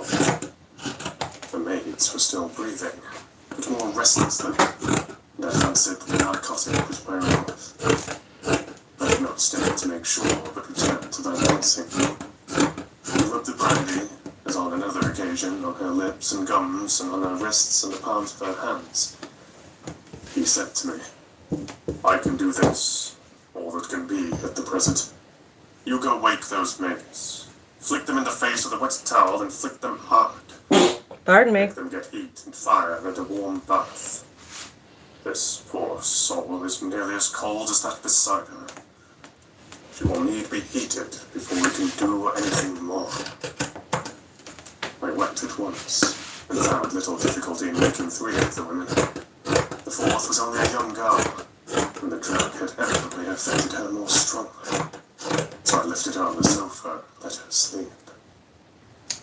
The others were dazed at first, but as remembrance came back to them, they cried and sobbed in a hysterical manner. I was stern with them, however, and would not let them talk. I told them that one life was bad enough to lose, and that if they delayed, they would sacrifice Miss Lucy. So, sobbing and crying, they went about their way, half glad as they were, and prepared fire and water. Fortunately, kitchen and boiler fires were still alive, and there was no lack of hot water. They got a bath, and carried Lucy out as she was, and placed her in it. Whilst we were busy chafing her limbs, there was a knock at the hall door. One of the maids ran off, hurried on some more clothes, and opened it. Then she returned and whispered to us that there was a gentleman who had come with a message from Mr. Holmwood. I bade her simply tell him that he must wait, for we could see no one now. She went away with the message, and, engrossed with our work, I clearly forgot all about him. I never saw in all my experience the professor work in such deadly earnest. I knew, as he knew, that it was a stand-up fight with death. And pause told him so. I didn't cut my long He ones. answered me in a way that I did not understand, but with the sternest look that his face could wear. If that were all, I would stop here where we are now and let her fade away into peace. For I see Python. He went on with his work, with, if possible, renewed and more frenzied vigour. Presently, we both began to be conscious that the heat was beginning to be of some effect. Lucy's heart beat a trifle more audibly to the stethoscope, and her lungs had a perceptible movement. Van Helsing's face almost beamed, and as we lifted her from the bath and rolled her in a hot sheet to dry her, he said to me, "The first gain is ours. Check to the king." We took Lucy into another room, which had by now been prepared. We laid her in bed and forced a few drops of brandy down her throat. I noticed that Van Helsing tied a soft silk handkerchief around her throat. She was still unconscious. It was quite as bad as, if not worse than, we had ever seen her. Van Helsing called in one of the women and told her to stay with her and not to take her eyes off her till we returned, and then beckoned me out of the room. "We must consult as to what is to be done," he said as we descended the stairs. In the hall, he opened the dining room door, and we passed in, he closing the door carefully behind him. The shutters had been opened, but the blinds were already down, with that obedience to the etiquette of death which the British woman of the lower classes always rigidly observes. The room was, therefore, dimly dark. It was, however, light enough for our purposes. Van Helsing's sternness was somewhat relieved by a look of perplexity. He was evidently torturing his mind about something. So I waited for an instant, and he spoke. What are we to do now? Where are we to turn for help? My feet hurt. We must have another transfusion of blood, and that soon. That poor girl's life won't be worth an hour's purchase. You are exhausted already, and I am exhausted too. I fear to trust those women, even if they would have courage to submit. What are we to do for someone who will open his veins for her? What's the matter with me, anyhow? The voice came from the sofa across the room, and its tones brought relief and joy to my heart, for they were those of Quincy Morris. Van Helsing started angrily at the first sound, but his face softened, and a glad look came into his eyes as I cried out, "Quincy Morris!" and rushed towards him with outstretched hands. "What brought you here?" I cried, as our hands met. "AGSR is the cause." He handed me a telegram. "Have not heard from Seward for 3 days and am terribly anxious. Cannot leave. Father still in same condition. Send me word how Lucy is. Do not delay. Homeward." I think I came just in the nick of time. You know you have only to tell me what to do. Van Helsing strode forward and took his hand, looking him straight in the eyes as he said, "A brave man's blood is the best thing on this earth when a man is in trouble. You're a man and no mistake. Well, the devil may work against us for all he's worth, but God sends his men when we want them." Once again we went through that ghastly operation. I have not the heart to go through with the details. Lucy had got a terrible shock, and it told on her more than before, for though plenty of blood went into her veins, her body did not respond to the treatment as well as on the other occasions. Her struggle back into life was something frightful to see and hear. However, the action of both heart and lungs improved, and Van Helsing made a subcutaneous injection of morphia, as before, and with good effect.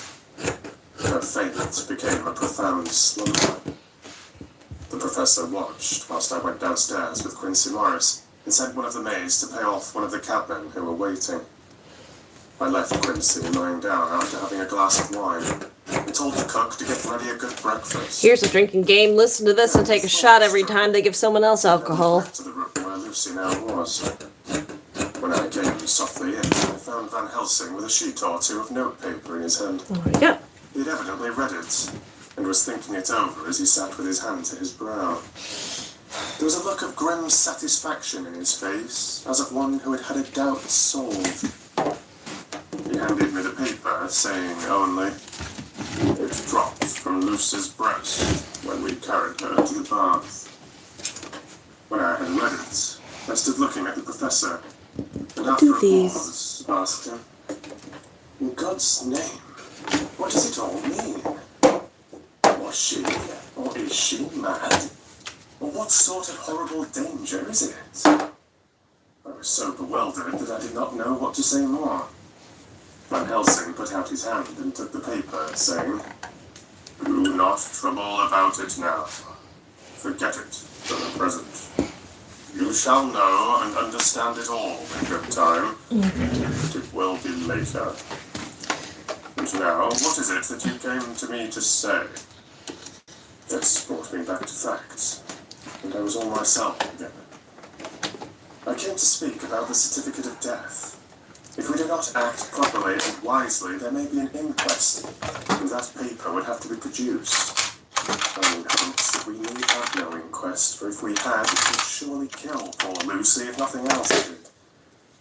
I know, and you know, and the other doctor who attended her knows, that Mrs. Westenra had disease of the heart, and we can certify that she died of it.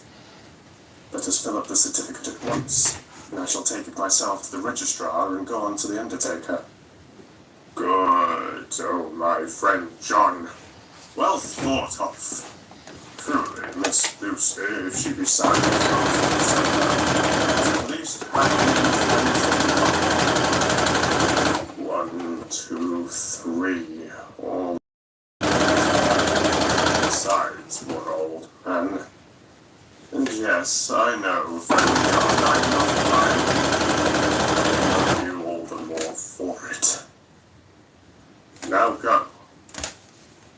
In the hall, I met Quincy Morris, with a telegram for Arthur telling him that Mrs. Westenra was dead. That Lucy also had been dead. I were with her. I told her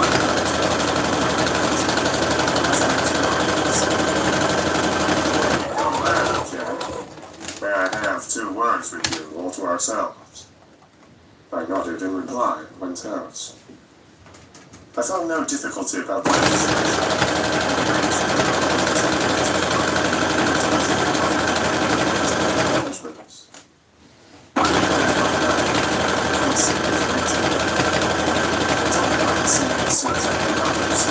and went up to her room.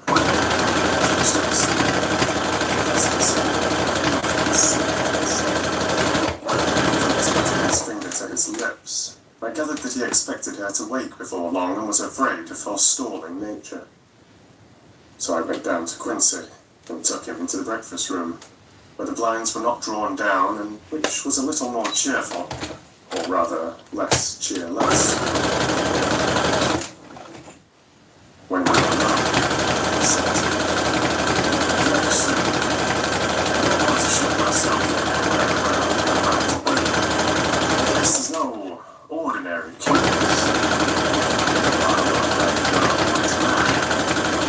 That's all past and gone. I feel anxious about what to say. Is there? What's wrong with her?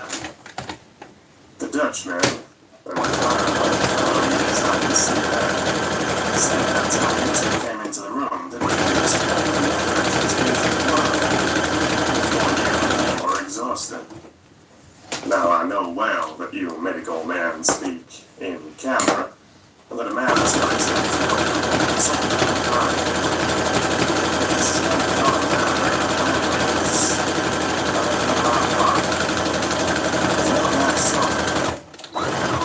That's so, I said, and he went on.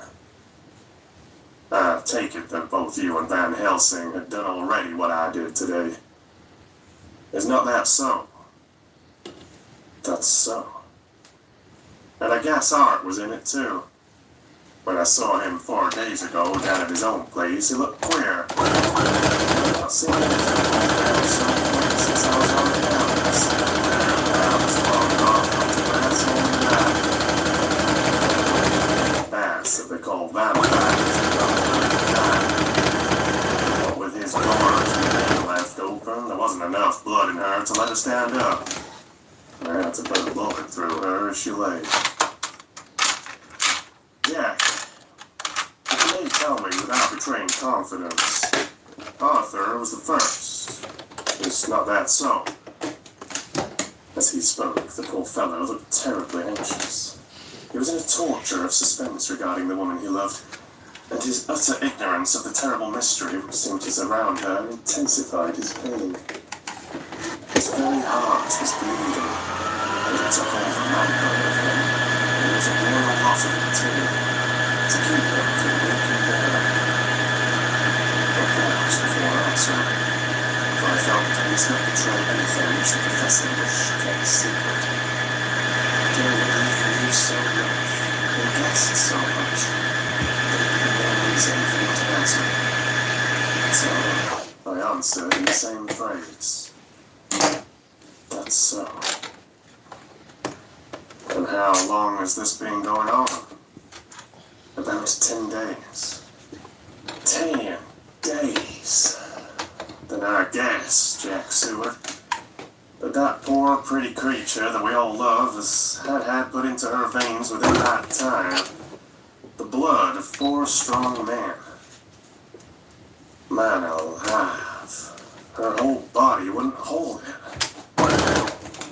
Then, coming close to me, he spoke in a fierce, hard whisper. What took it out? Very good question. That was the crux. I was simply frantic about it, and I am at my wit's end. I can't even hazard a guess. There's been a series of little circumstances which have thrown out all our calculations as to Lucy or her wish. It shall not occur again.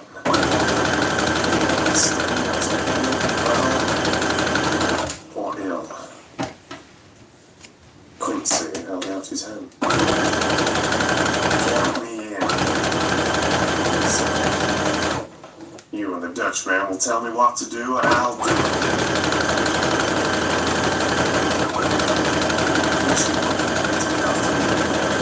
Mrs. President was to feel in her breast, and, to my surprise, produced the paper which Van Helsing had given me to read. The careful professor had replaced it where it had come from, lest on waking she should be alarmed. Her eye read, too, and glad.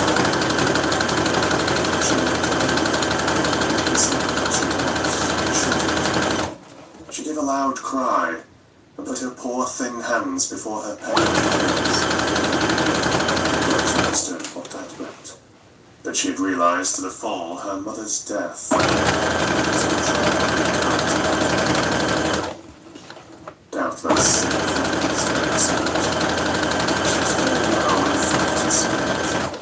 we wept silently and weakly for a long time. Towards dusk, she fell into a doze.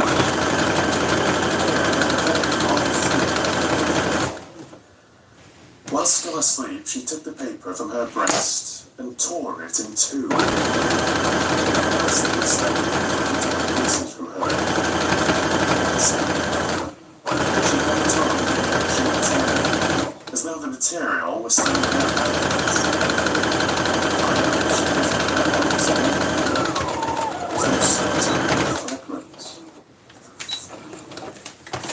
Van Helsing seemed surprised, and his brows gathered as if in thought.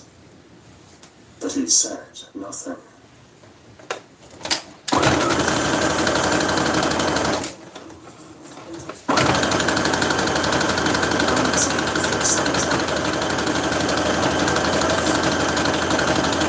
Last night, she slept. Always afraid to sleep. Something woke her when she woke from it. The professor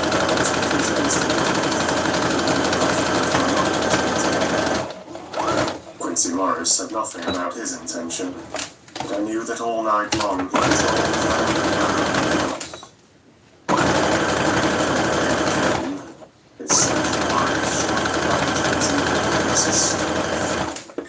She was hardly able to turn her head, and the little nourishment she could take seemed to heal her. She slept.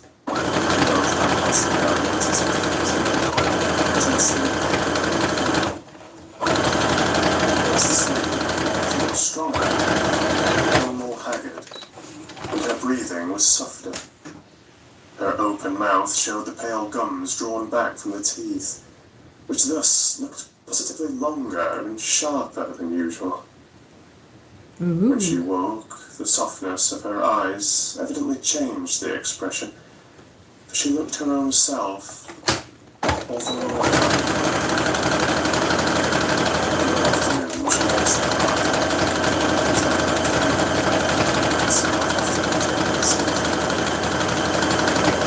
when he arrived, it was 6 o'clock, and the sun was and the red light streamed to the pale cheeks. I saw her.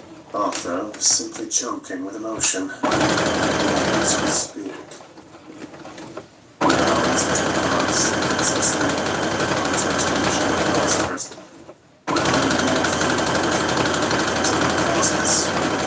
As possible were shortened.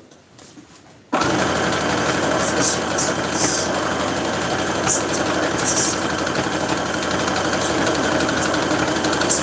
More brightly than she had done since we arrived. As cheerily as he could.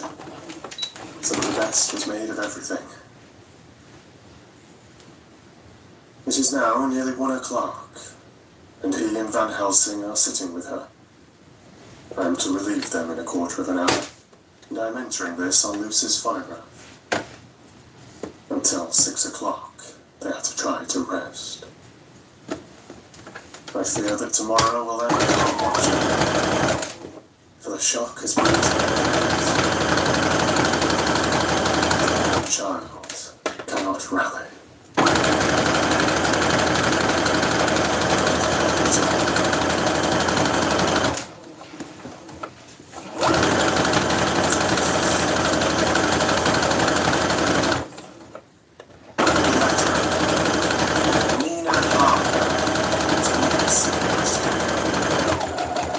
Unopened by her. 17th September.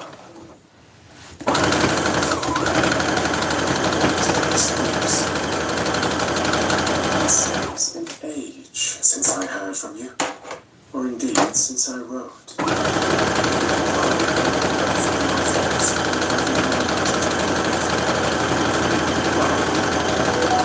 Husband back all right.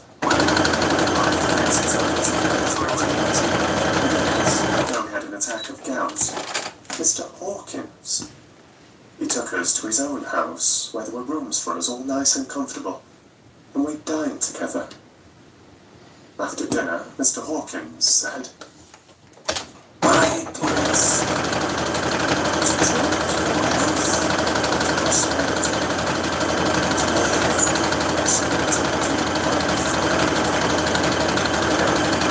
children, seeing you grow up. Now I want you to meet to me, all are gone. Well, I cried, Lucy.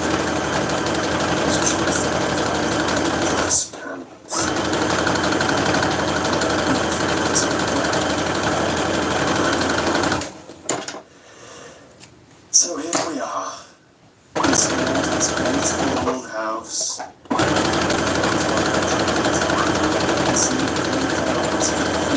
Close, with their great black stems standing out against the old yellow stone of the cathedral. And I can hear the rooks overhead, cawing and chattering and gossiping all day.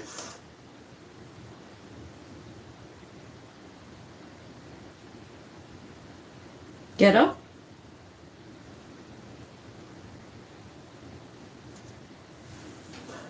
After the manner of rooks and humans. I am busy, I need not tell you, arranging things and housekeeping.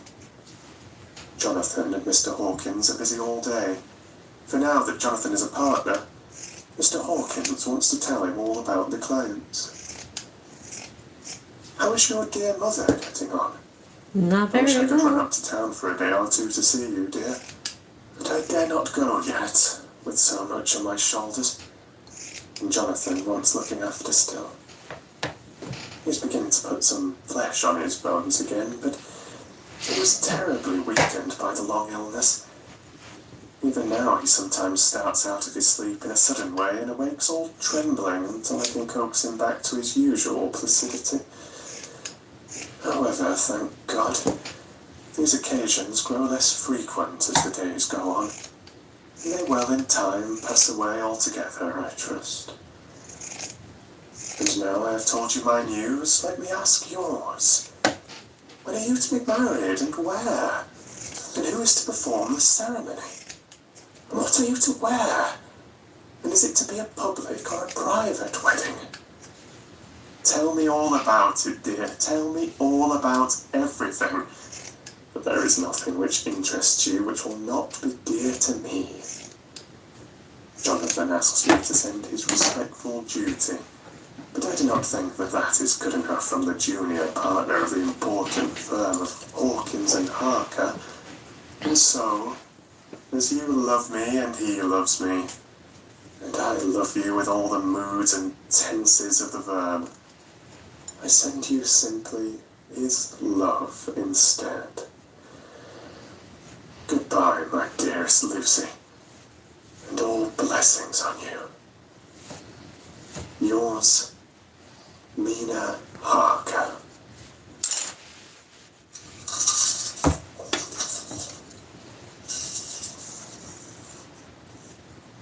Letter from Patrick Hennessy, MD, MRCS, LKQCPI, etc., etc., to John Seward, MD.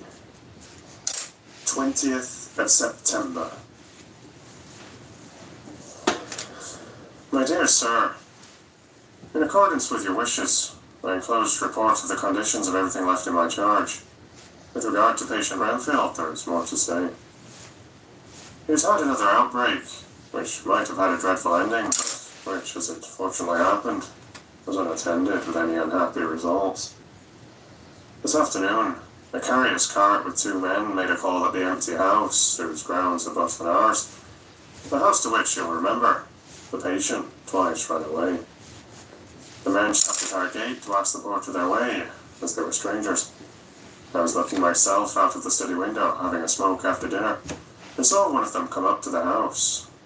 As he passed the window of Renfield's room, the patient began to rate him from within, and called him all the foul names he could lay his tongue to. The man, who seemed a decent fellow enough, contented himself by telling him to shut up for a foul-mouthed beggar, whereupon our man accused him of robbing him and wanting to murder him, and said that he would hinder him if he were to swing for it. I opened the window and signed to the man not to notice, so he contented himself after looking the place over and making up his mind as to what kind of a place he had got to by saying, "Lord bless you, sir, I wouldn't mind what was said to me in a blooming madhouse. A pity in the governor for having to live in the house with a wild beast like that." Then he asked his way civilly enough, and I told him where the gate of the empty house was. He went away, followed by threats and curses and revellings from our man. I went down to see if I could make out any cause for his anger, since he is usually such a well-behaved man. Except his violent fits, nothing of the kind had ever occurred.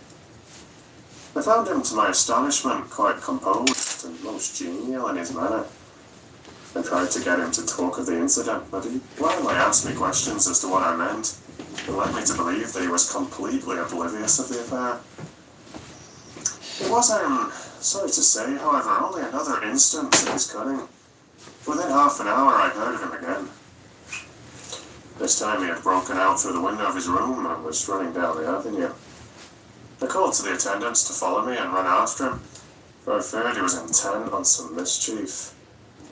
My fear was justified when I saw the same cart which had passed before coming down the road, having on it some great wooden boxes.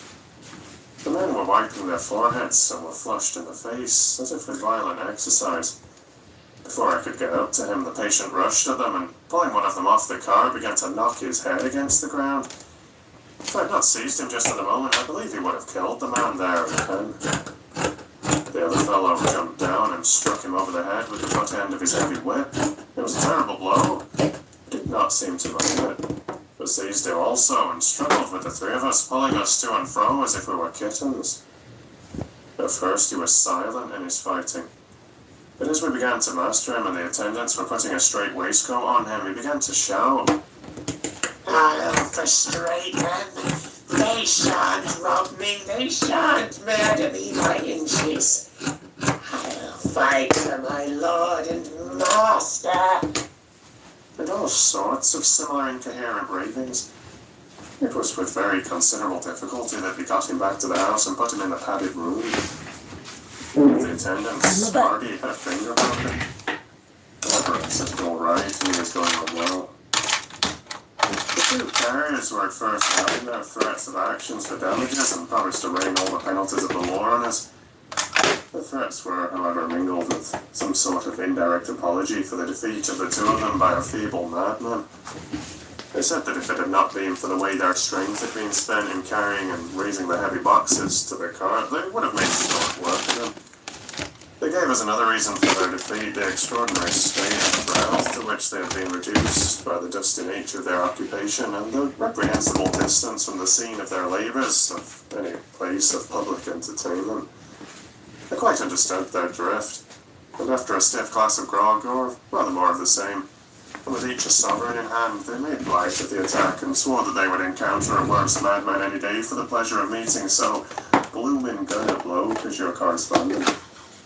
I took their names and addresses in case they might be needed.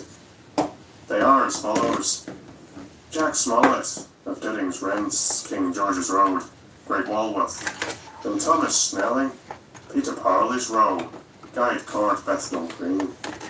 They are both in the employment of Harris and Sons Moving and Shipment Company, Orange Masters Guard, Soho. I shall report to you any matter of interest occurring here, which I'll wire you at once if there's anything of importance. Believe me, dear sir, yours faithfully, Patrick Hennessy.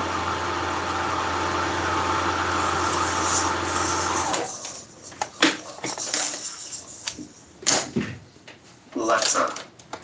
Mina Harker to Lucy Westenra. Unopened by her. 18th of September. My dearest Lucy, such a sad blow has befallen us. Mr. Hawkins has died very suddenly. Some may not think it so sad for us, but we have come to so love him that it really seems as though we had lost a father. We never knew either father or mother, so that the dear old man's death is a real blow to me. Jonathan is greatly distressed. It is not only that he feels sorrow, deep sorrow for the dear, good man who has befriended him all his life, and now at the end has treated him like his own son and left him a fortune capable of our rest and bringing out his wealth beyond the dream of avarice. But Jonathan feels it on another account. He says the amount of responsibility which it puts upon him makes him nervous. He begins to doubt himself. I try to cheer him up, and my belief in him helps him to have a belief in himself. But it is here that the grave shock that he experienced tells upon him the most. Oh, it is too hard that a sweet, simple, noble, strong nature such as his... Hi, come here. Come here. The chairs if you want to go outside for another 20 minutes. Because I'm calling it in 30.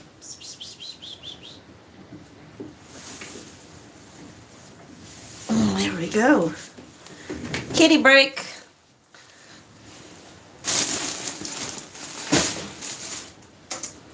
A nature which enabled him by our dear, good friend's aid to rise from clerk to master in a few years. Oops, sorry, babe. Should be so injured that the very essence of its strength is gone. Forgive me, my dear, if I worry you with the troubles in the midst of your own happiness, but Lucy, dear, I must tell someone, for the strain of keeping up a brave and cheerful appearance that Jonathan tries me. I have no one here that I can confide in. I dread coming up to London, as we must do the day after tomorrow. For poor Mr. Hawkins left in his will that he was to be buried in the grave with his father. As there are no relations at all, Jonathan will have to be chief mourner. I shall try to run over to see you, dearest, if only for a few minutes. Forgive me for troubling you. With all blessings, What's wrong with your you? loving Mina Harker.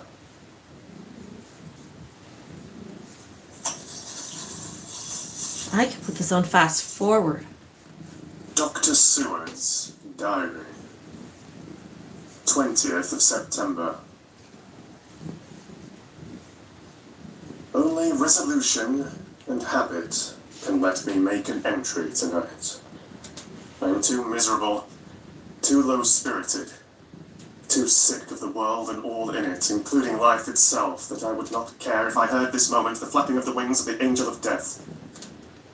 And he has been flapping those grim wings for some purpose of late.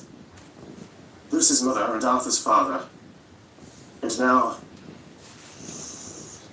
let me get on with my work. I duly relieved Van Helsing his watch over Lucy. We wanted Arthur to go to rest also, but he refused at first. It was only when I told him that we should want him to help us during the day, and that we must not all break down for want of rest, lest Lucy should suffer, that he agreed to go. Van Helsing was very kind to him. "Come, my child," he said. "Come with me. You are sick and weak and have had much sorrow and much mental pain, as well as that tax on your strength that we know of. You must not be alone, for to be alone is to be full of fears and alarms. Come to the drawing room, where there is a big fire, and there are 2 sofas. You shall lie on one, and I on the other, and our sympathy will be comfort to each other, even though we do not speak, and even if we sleep." On your cheek. Arthur went off with him, casting back a longing look on Lucy's face, which lay on her pillow, almost whiter than the lawn. She lay quite still, and I looked round the room to see that all was it should be. I could see that the professor had carried out in this room, as in the other, his purpose of using the garlic. The whole of the window sashes reeked with it, and round Lucy's neck, over the silk handkerchief which Van Helsing made her keep on, was a rough chaplet of the same odorous flowers. Lucy was breathing somewhat stertorously, and her face was at its worst, for the open mouth showed the pale gums. Her teeth, in the dim, uncertain light, seemed longer and sharper than they had been in the morning. In particular, by some trick of the light, the canine teeth looked longer and sharper than the rest. I sat down by her, and presently she moved uneasily.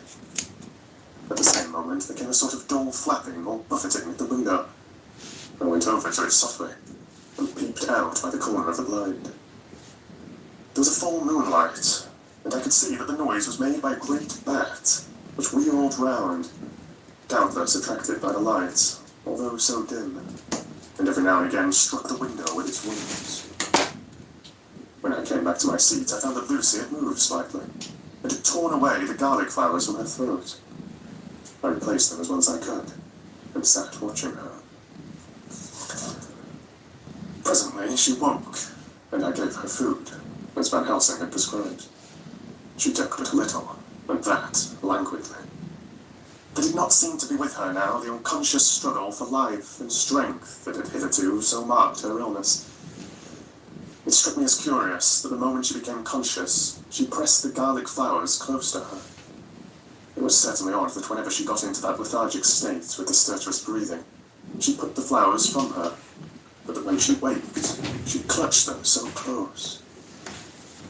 There was no possibility of making any mistake about this, for in the long hours that followed, she had many spells of sleeping and waking, and repeated both actions many times. At 6 o'clock, Van Helsing came to relieve me. Arthur had now fallen away, and he mercifully let him sleep on. When he saw Lucy's face, I could hear the hissing and he said to me in a sharp whisper, "Draw up the blind. I want light." Then he bent down, and with his face almost touching Lucy's, examined her carefully. He lifted the flowers and lifted the silk handkerchief from her throat. As he did so, he started, and I could hear his ejaculation, "My God!" as it was smothered in his throat. I bent over and looked too, and as I noticed, some queer chill came over me. It was on the throat. It absolutely disappeared. For fully 5 minutes, he sat there, with his face at its sternest, and said calmly, "She is dying. It will not be long now. Mark me, whether she dies conscious or in her sleep. Wake that poor boy and let him come and see us. Trust us, and we have promised him." I went to the dining room and waked him. He was dazed for a moment, but when he saw the sunlight streaming in through the edges of the shutters, he expressed his fear. Quincy was still asleep, but told him as gently as I could that both Van Helsing and I feared that the end was near. He covered his face where he remained perhaps a minute, whilst his shoulders shook with grief. I took him by the hand and raised him up. I said, "Dear old fellow, summon all her fortitude and eases for her." When we came into Lucy's room, I could see that Van Helsing had putting matters straight and making everything look as pleasing as possible. He'd even brushed Lucy's hair so that it lay on the pillow with its usual sunny ripples. When we came into whispered, "Martha, oh, my love, I'm so glad you have come." He was so no, not yet.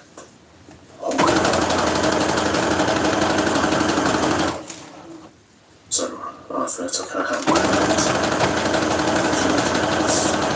with all the soft lines matching the angelic beauty of her eyes.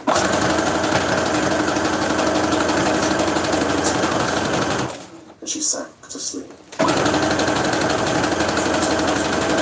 Softly. Went like a tired child's. And then, came the strange change which I had noticed in the night. There started, the mouth opened, and the pale gums drawn back. Sort of sleep-waking, vague and conscious way, she opened her eyes, which were now dull and hard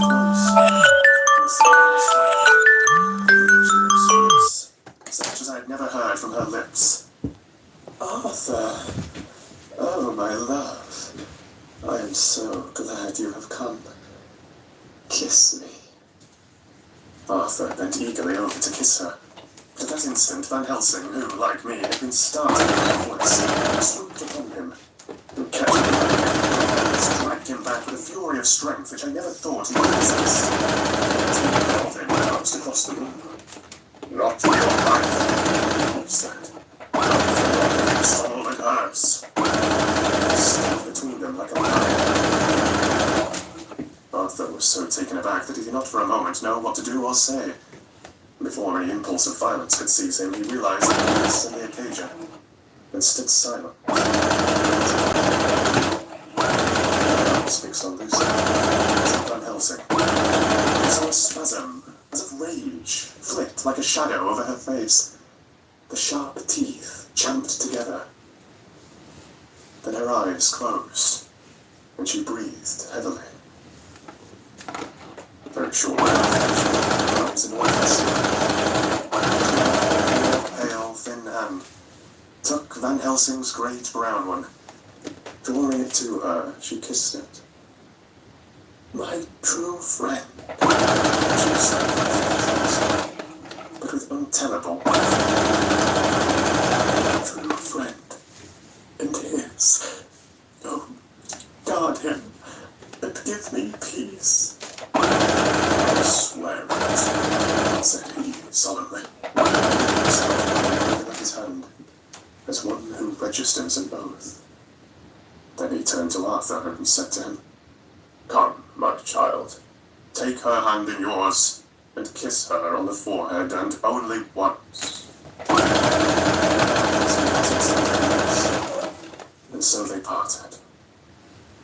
Lucy's eyes closed, and Van Helsing, who had been watching closely, took Arthur's arm and drew him away. And then Lucy's breathing became stertorous again. And all at once, it ceased. "It is all over," said Van Helsing. "She is dead." I took Arthur by the arm. His face in his hands, sobbing in a me down to see. I went back to the room and found Van Helsing looking at Paul's. His face was stern. Something had come over her body. Death had given back part of her beauty. For her brow and cheeks had recovered some of their flowing lines. Even worse, it was as if the blood no longer needed for her. Chance of death, as little room. He thought her dying while she slept, and sleeping when she woke. He stood beside Van Helsing and said, "Poor girl. There is peace for her at last."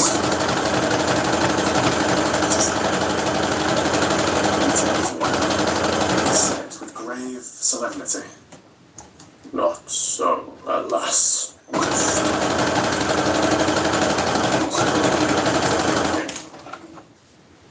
When I was he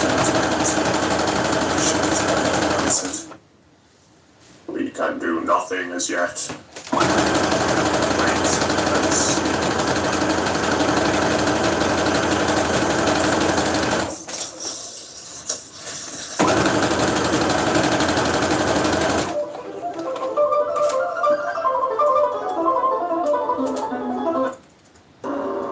The 13. Dr. Seward's diary. Continued. The funeral was arranged for the next succeeding day, so that Lucy and her mother might be buried together. I attended to all the ghastly formalities. The urbane undertaker proved that his staff were afflicted, or blessed, with something of his own obsequious suavity. Even the woman who performed the last offices for the dead remarked to me, in a confidential, rather professional way, when she had come out from the death chamber, "She makes a very beautiful corpse, sir. It's quite a privilege to attend on her. It's not too much to say that she will do quite to our establishment." I noticed that Van Helsing never kept far away. This was possible from the disordered state of things in the household. There were no relatives at hand, and as Arthur had to be back the next day to attend at his father's funeral, we were unable to notify anyone who should have been bidden. Under the circumstances, Van Helsing and I took it upon ourselves to examine papers, etc. He insisted upon looking at the Lucy's books himself. Asking why, I feared that he, being a foreigner, might not be quite aware of English legal requirements, and so might in ignorance make some unnecessary trouble. He answered me, I know. You forget that I am a lawyer as well as a doctor, but this is not altogether for the law. You knew that when you avoided the coroner. I have more than him to avoid. There may be papers more, such as this." As he spoke, he took from his pocketbook the memorandum which had been in Lucy's breast, and which she had torn in her sleep. "When you find anything with the solicitor who is for the late Mrs. Westerland, seal all her papers and write him tonight. For me, I watch here in the room and in Miss Lucy's old room all night, and I myself search for what may be. Shit. It is not well that her very thoughts go into the hands of strangers." I went on with my part of the work. In another half hour, I found the name and address of Mrs. Westerland's solicitor, and had written to her. All the poor lady's papers were in order. Explicit directions regarding the place of burial were given. I had hardly sealed the letter when, to my surprise, Van Helsing walked into the room, saying, "Can I help you, friend John? I am free, and if I may, my service is to you." "Have you got what you looked for?" I asked, to which he replied, "I did not look for any specific thing. I only hope and find I have all that there was. Only some letters and a few memoranda, the diary you begun. And I have them here. We shall, for the present, say nothing of them. I shall see that poor lad tomorrow evening, and with his sanction, I shall use some." "Well, friend John, I think we may to bed. We want to rest to recuperate. Tomorrow, I shall have much to do. But tonight, there is no need of us. Alas."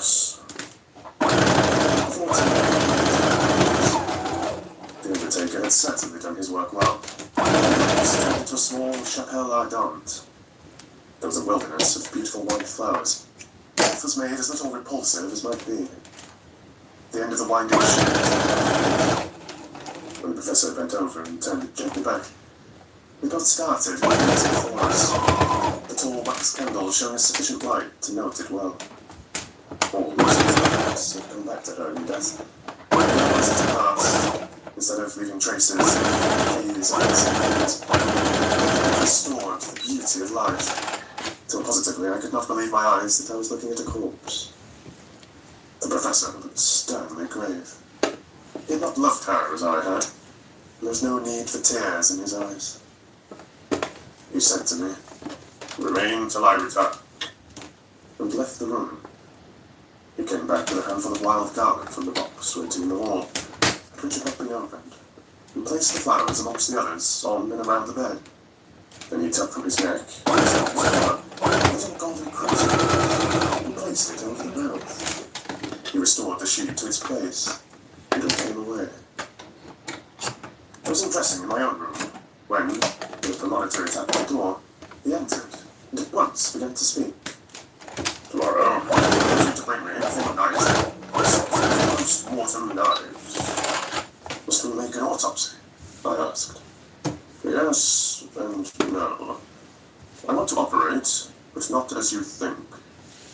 Let me tell you now, but not a word to another.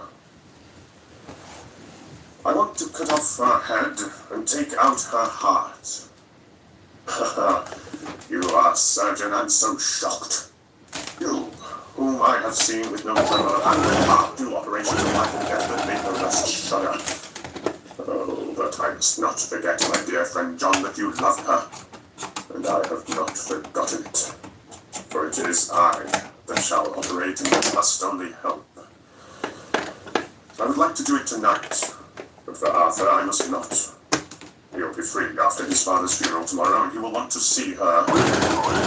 To see it. Then, when she is coffined ready for the next day, you and I shall come when all sleep. We shall unscrew the coffin lid and shall do our operation, and then replace all, so that none know, save we alone." "But why do it at all? The girl is dead. Why mutilate her poor body without need? And if there is no necessity for a post-mortem and nothing to gain by it, no good to her, to us, to science, to human knowledge, why do it? Without such, it is monstrous." For answer, he said, with infinite tenderness, "Friend John, I pity your poor, bleeding heart, and more because it does so bleed. If I could, I would take on myself the burden you do. But there are things that you know not, but that you shall. And yes, I know they are not yours. John, my child, you have been my friend now many years. You have no means to tell me I am but man, but I believe in all I do. Was it not for these causes that you sent for me when the great trouble came? Yes. Not amazed. I Arthur kissed his love, though she was dying, and snatched him away by all my strength, yes. She thanked me. Her so beautiful dying eyes, her voice too so weak. And she kissed my rough old hand and blessed me. Yes. And did you not hear me swear witness to her that so she closed her eyes grateful? Yes. Good reason now. For many years, trust me. You have believed me weeks past, when there be things so strange that you might have well doubt. Believe me yet a little, friend John. If you trust me not, then I must tell you what I think. That is not perhaps well. And if I work, as work I shall, no matter trust or no trust, without my friends trusting me, I work with heavy heart and feel, oh, so lonely when I want all help and courage that may be. He paused a moment and went on solemnly. Friend John, there are strange, terrible days before us. Let us not be two, but one, but so we work to a good end. Will you not have faith in me? I took his hand and promised him. I held my door open as he went away, and watched him go into his room and close the door. As I stood without moving, I saw one of the maids pass silently along the passage. She had her back towards me, so she did not see me, and go into the room where Lucy lay. The sight touched me. Devotion is so rare, and we are so grateful to those who show it unasked to those we love. Here was a poor girl, putting aside the terrors which she naturally had of death, to go watch alone by the bier of the mistress whom she loved, so that the poor clay might not be lonely to lead to eternal rest. I must have slept long and soundly, for it was broad daylight when Van Helsing waked me by coming into my room. He came over to my bedside and said, "You need not trouble about the knives. We shall not do it." "Why not?" I asked. The solemnity of the night before had greatly impressed me. "Because," he said sternly, "it is too late, or too early. See, here he held up the little golden crucifix. This was stolen in the night." "How was stolen?" I asked in wonder. "Since you have it now." "Because I get it back from the worthless wretch who stole it, and the woman who robbed the dead and the living. Her punishment will surely come, but not through me. She knew altogether what she did, and thus unknowing she only stole. Now we must wait." He went away on the word, leaving me with a new mystery to think of, a new puzzle to grapple with. The forenoon was a dreary time, but at noon the solicitor came. Mr. Marquand, of Holman, Sons, Marquand and Littledown. He was very genial and very appreciative of what we had done, and took off our hands all cares as to details. During lunch, he told us that Mrs. Westenra had for some time expected sudden death from her heart, and had put her affairs in absolute order. He informed us that, with the exception of a certain entailed property of Lucy's father's, which now, in default of direct issue, went back to a distant branch of the family, the whole estate, real and personal, was left absolutely to Arthur Holmwood. When he had told us so much, he went on. "Frankly, we did our best to prevent such a testamentary disposition, and pointed out certain contingencies that might leave her daughter either penniless or not so free as she should be to act regarding a matrimonial alliance. Indeed, we pressed the matter so far that we almost came to collision, for she asked us if we were or were not prepared to carry out her wishes. Of course, we had then no alternative but to accept. We were right in principle, and 99 times out of 100 we should have proved, by logical events, the accuracy of our judgment. Frankly, however, I must admit that in this case, any other form of disposition would have rendered impossible the carrying out of her wishes. For by her predeceasing her daughter, the latter would have come into possession of the property, and even had she only survived her mother by 5 years, that's a word. Had been treated at her decease as under intestacy, in which case, Lord Godalming, though so dear a friend, inheritors, being remote, would not be likely to abandon their just rights for reasons regarding an entire stranger. I assure you, my dear sirs, I am rejoiced that I am rejoiced. His rejoicing at the one little part, in which way he was officially interested, was an object lesson in the limitations of self-interest and he did not remain long, but said he would look in later in the days.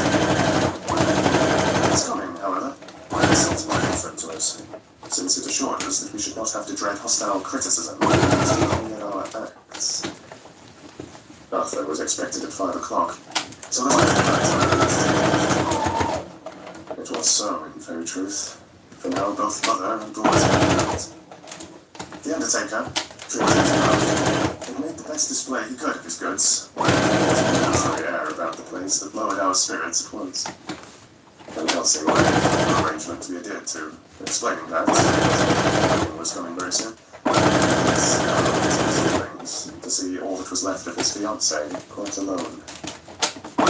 He seemed shocked at his own stupidity, and exerted himself to restore things to the condition in which we left them the night before, so that when Arthur came, such shocks to his feelings as we could avoid was poor fellow.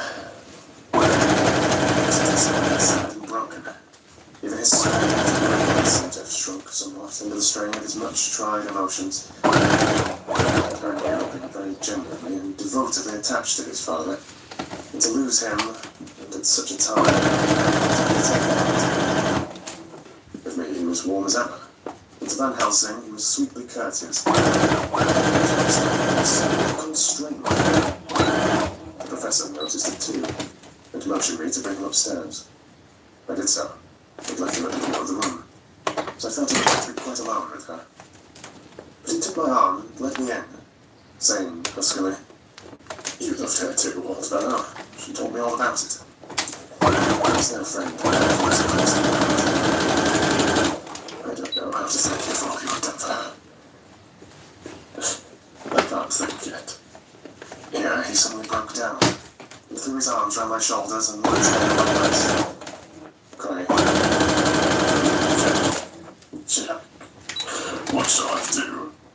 The whole of life seems gone from me all at once, and there is nothing in the wide world for me to live for." I comforted him as well as I could.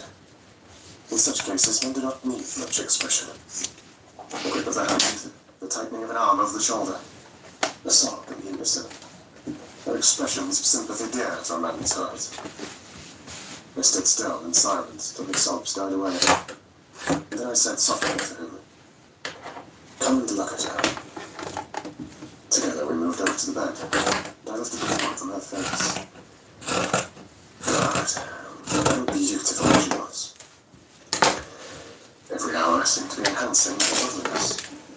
It frightened and amazed me somewhat, and as for Arthur, he fell a-trembling, and finally was shaken with doubt as with an ague. At last,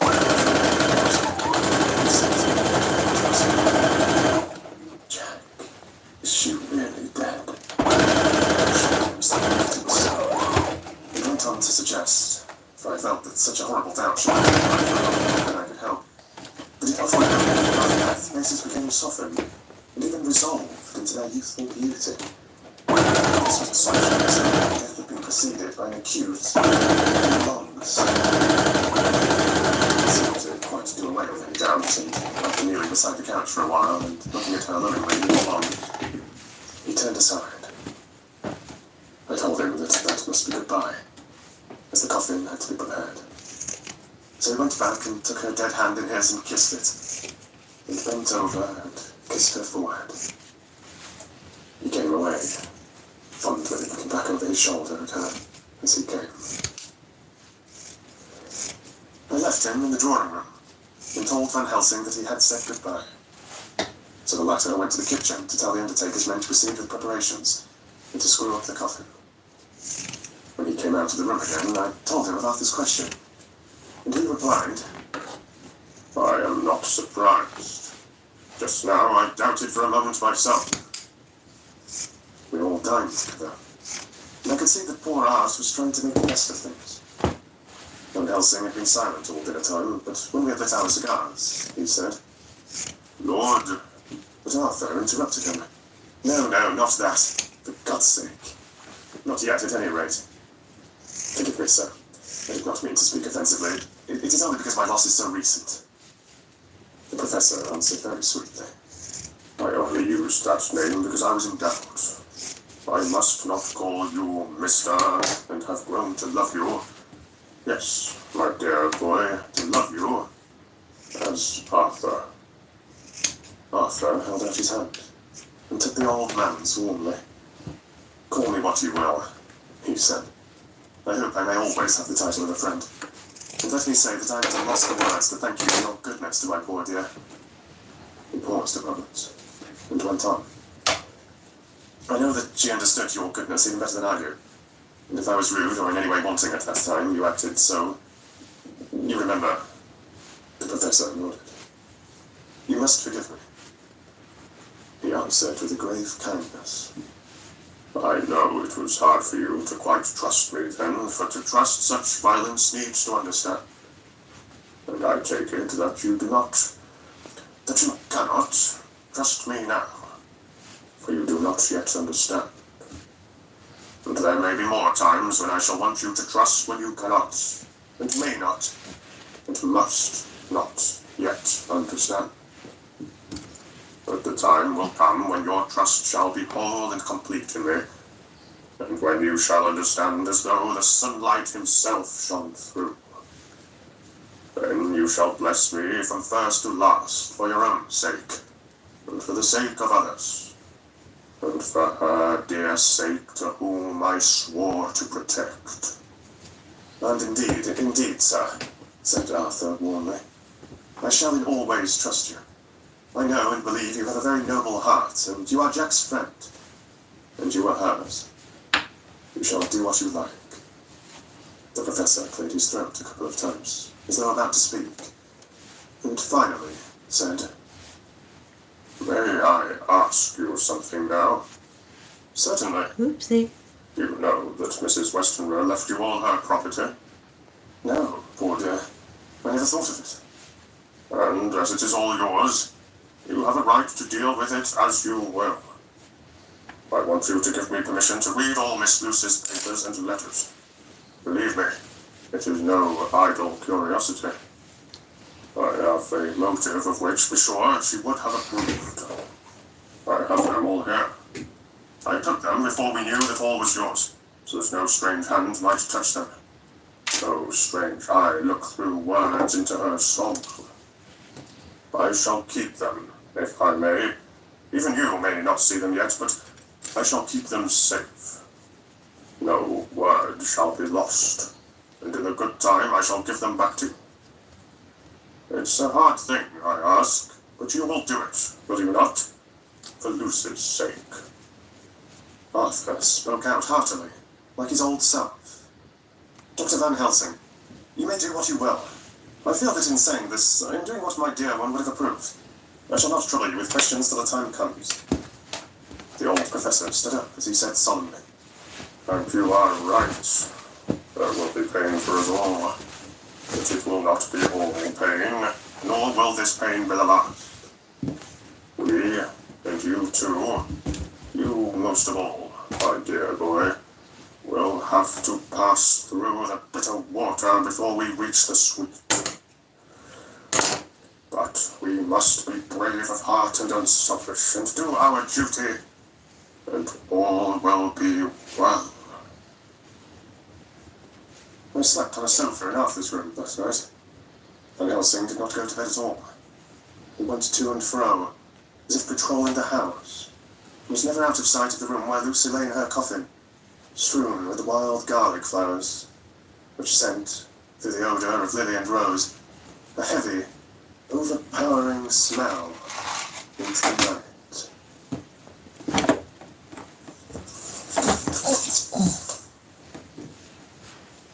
Mina Harker's Journal. 22nd of September. In the train to Exeter, Jonathan sleeping. It seems only yesterday that the last entry was made, and yet how much between then, and Whitby and all the world before me. Jonathan away and no news of him, and now married to Jonathan. Jonathan a solicitor, a partner, rich, master of his business. Mr. Hawkins dead and buried, and Jonathan with another attack that may harm him. Some day he may ask me about it. Down it all goes. I am rusty in my shorthand. See what unexpected prosperity does for us, so it may be as well to freshen it up again with an exercise anyhow. The service was very simple and very solemn. There were only ourselves and the servants there, one or two old friends of his from Exeter, his London agent, and a gentleman representing Sir John Paxton, the president of the Incorporated Law Society. Jonathan and I stood hand in hand, and we felt that our best and dearest friend was gone from us. We came back to town quietly, 2 more taking a minutes. bus to Hyde Park Corner. Jonathan thought it would interest me to go into the Row for a while, so we sat down. But there were very few people there, and it was sad-looking and desolate to see so many empty chairs. It made us think of the empty chair at home, so we got up and walked down Piccadilly. Jonathan was holding me by the arm, the way he used to do in the old days before I went to school. It felt very improper. You can't go on for some years teaching etiquette and decorum to other girls without the pedantry of it biting into yourself a bit. But it was Jonathan, and he was my husband, and we didn't know anybody who saw us, and we didn't care if they did. So on we walked. I was looking at a very beautiful girl in a big cartwheel hat, sitting in a Victoria outside Giuliano's, when I felt Jonathan clutch my arm so tight that he hurt me, and he said under his breath, "My God." I'm always anxious about Jonathan, for I fear that some nervous fit may upset him again. Oh, So I babe. turned to him quickly and asked him what it was that disturbed him. He was very pale, and his eyes seemed bulging out as, half in terror and half in amazement, he gazed at a tall, thin man with a beaky nose and black moustache and pointed beard, who was also observing the pretty girl. He was looking at her so hard that he did not see either of us, and so I had a good view of him. His face was not a good face. It was hard and cruel and sensual, and his big white teeth, that looked all the whiter because his lips were so red, were pointed like an animal's. Jonathan kept staring at him until I was afraid he would notice. I feared he might take it ill. He looked so fierce and nasty. I asked Jonathan why he was disturbed, and he answered, evidently thinking I knew as much about it as he did. "Do you see who it is?" "No, dear," I said. "I don't know him. Who is it?" His answer seemed to shock and thrill me. It was said as if he did not know that it was to me, Mina, to whom he was speaking. "It is the man himself." The poor dear was evidently terrified at something, very greatly terrified. I do believe that if he had not had me to lean on and to support him, he would have sunk down. He kept staring. A man came out of the shop with a small parcel and gave it to the lady, who then drove off. The dark man kept his eyes fixed on her, and when the carriage moved up Piccadilly, he followed in the same direction and hailed a hansom. Hi. Jonathan kept looking after him Hi, and baby. said, as if to himself, "I believe it is the Count. But he has grown young. My God, if this be so. Oh, my God, my God. If I only knew. If I only knew." He was distressing himself so much that I feared to keep his mind on the subject by asking him any questions. So I remained silent. I drew him away quietly, and he, holding my arm, came easily. Hi, baby. We walked a little further. Can I get Then this went lying and down sat for a while in the first? Green Park. It was a hot day for autumn, and there was a comfortable seat in a Please? shady place. Just get this done, okay? After a few minutes staring at nothing, Jonathan's eyes closed, and he went quietly into a sleep, with his head on my shoulder. I thought it was the best thing for him, so I did not disturb him. In about 20 minutes, he woke up and said to me, quite cheerfully, "Why, Mina, have I been asleep? Oh, do forgive me for being so rude. Come, and we'll have a cup of tea somewhere." He had evidently forgotten all about the dark stranger.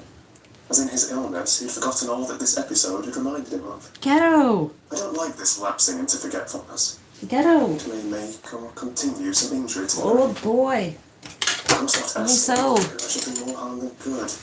But I must somehow learn the facts of his journey abroad. The time has come, I fear, and I must open that parcel and know what is written. Oh, Jonathan, you will, I know, forgive me if I do wrong, but it is for your own dear sake.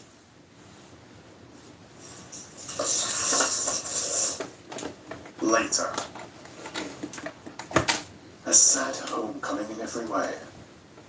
The house empty of the dear soul who was so good to us. Jonathan still pale, despite the collapse of his malady.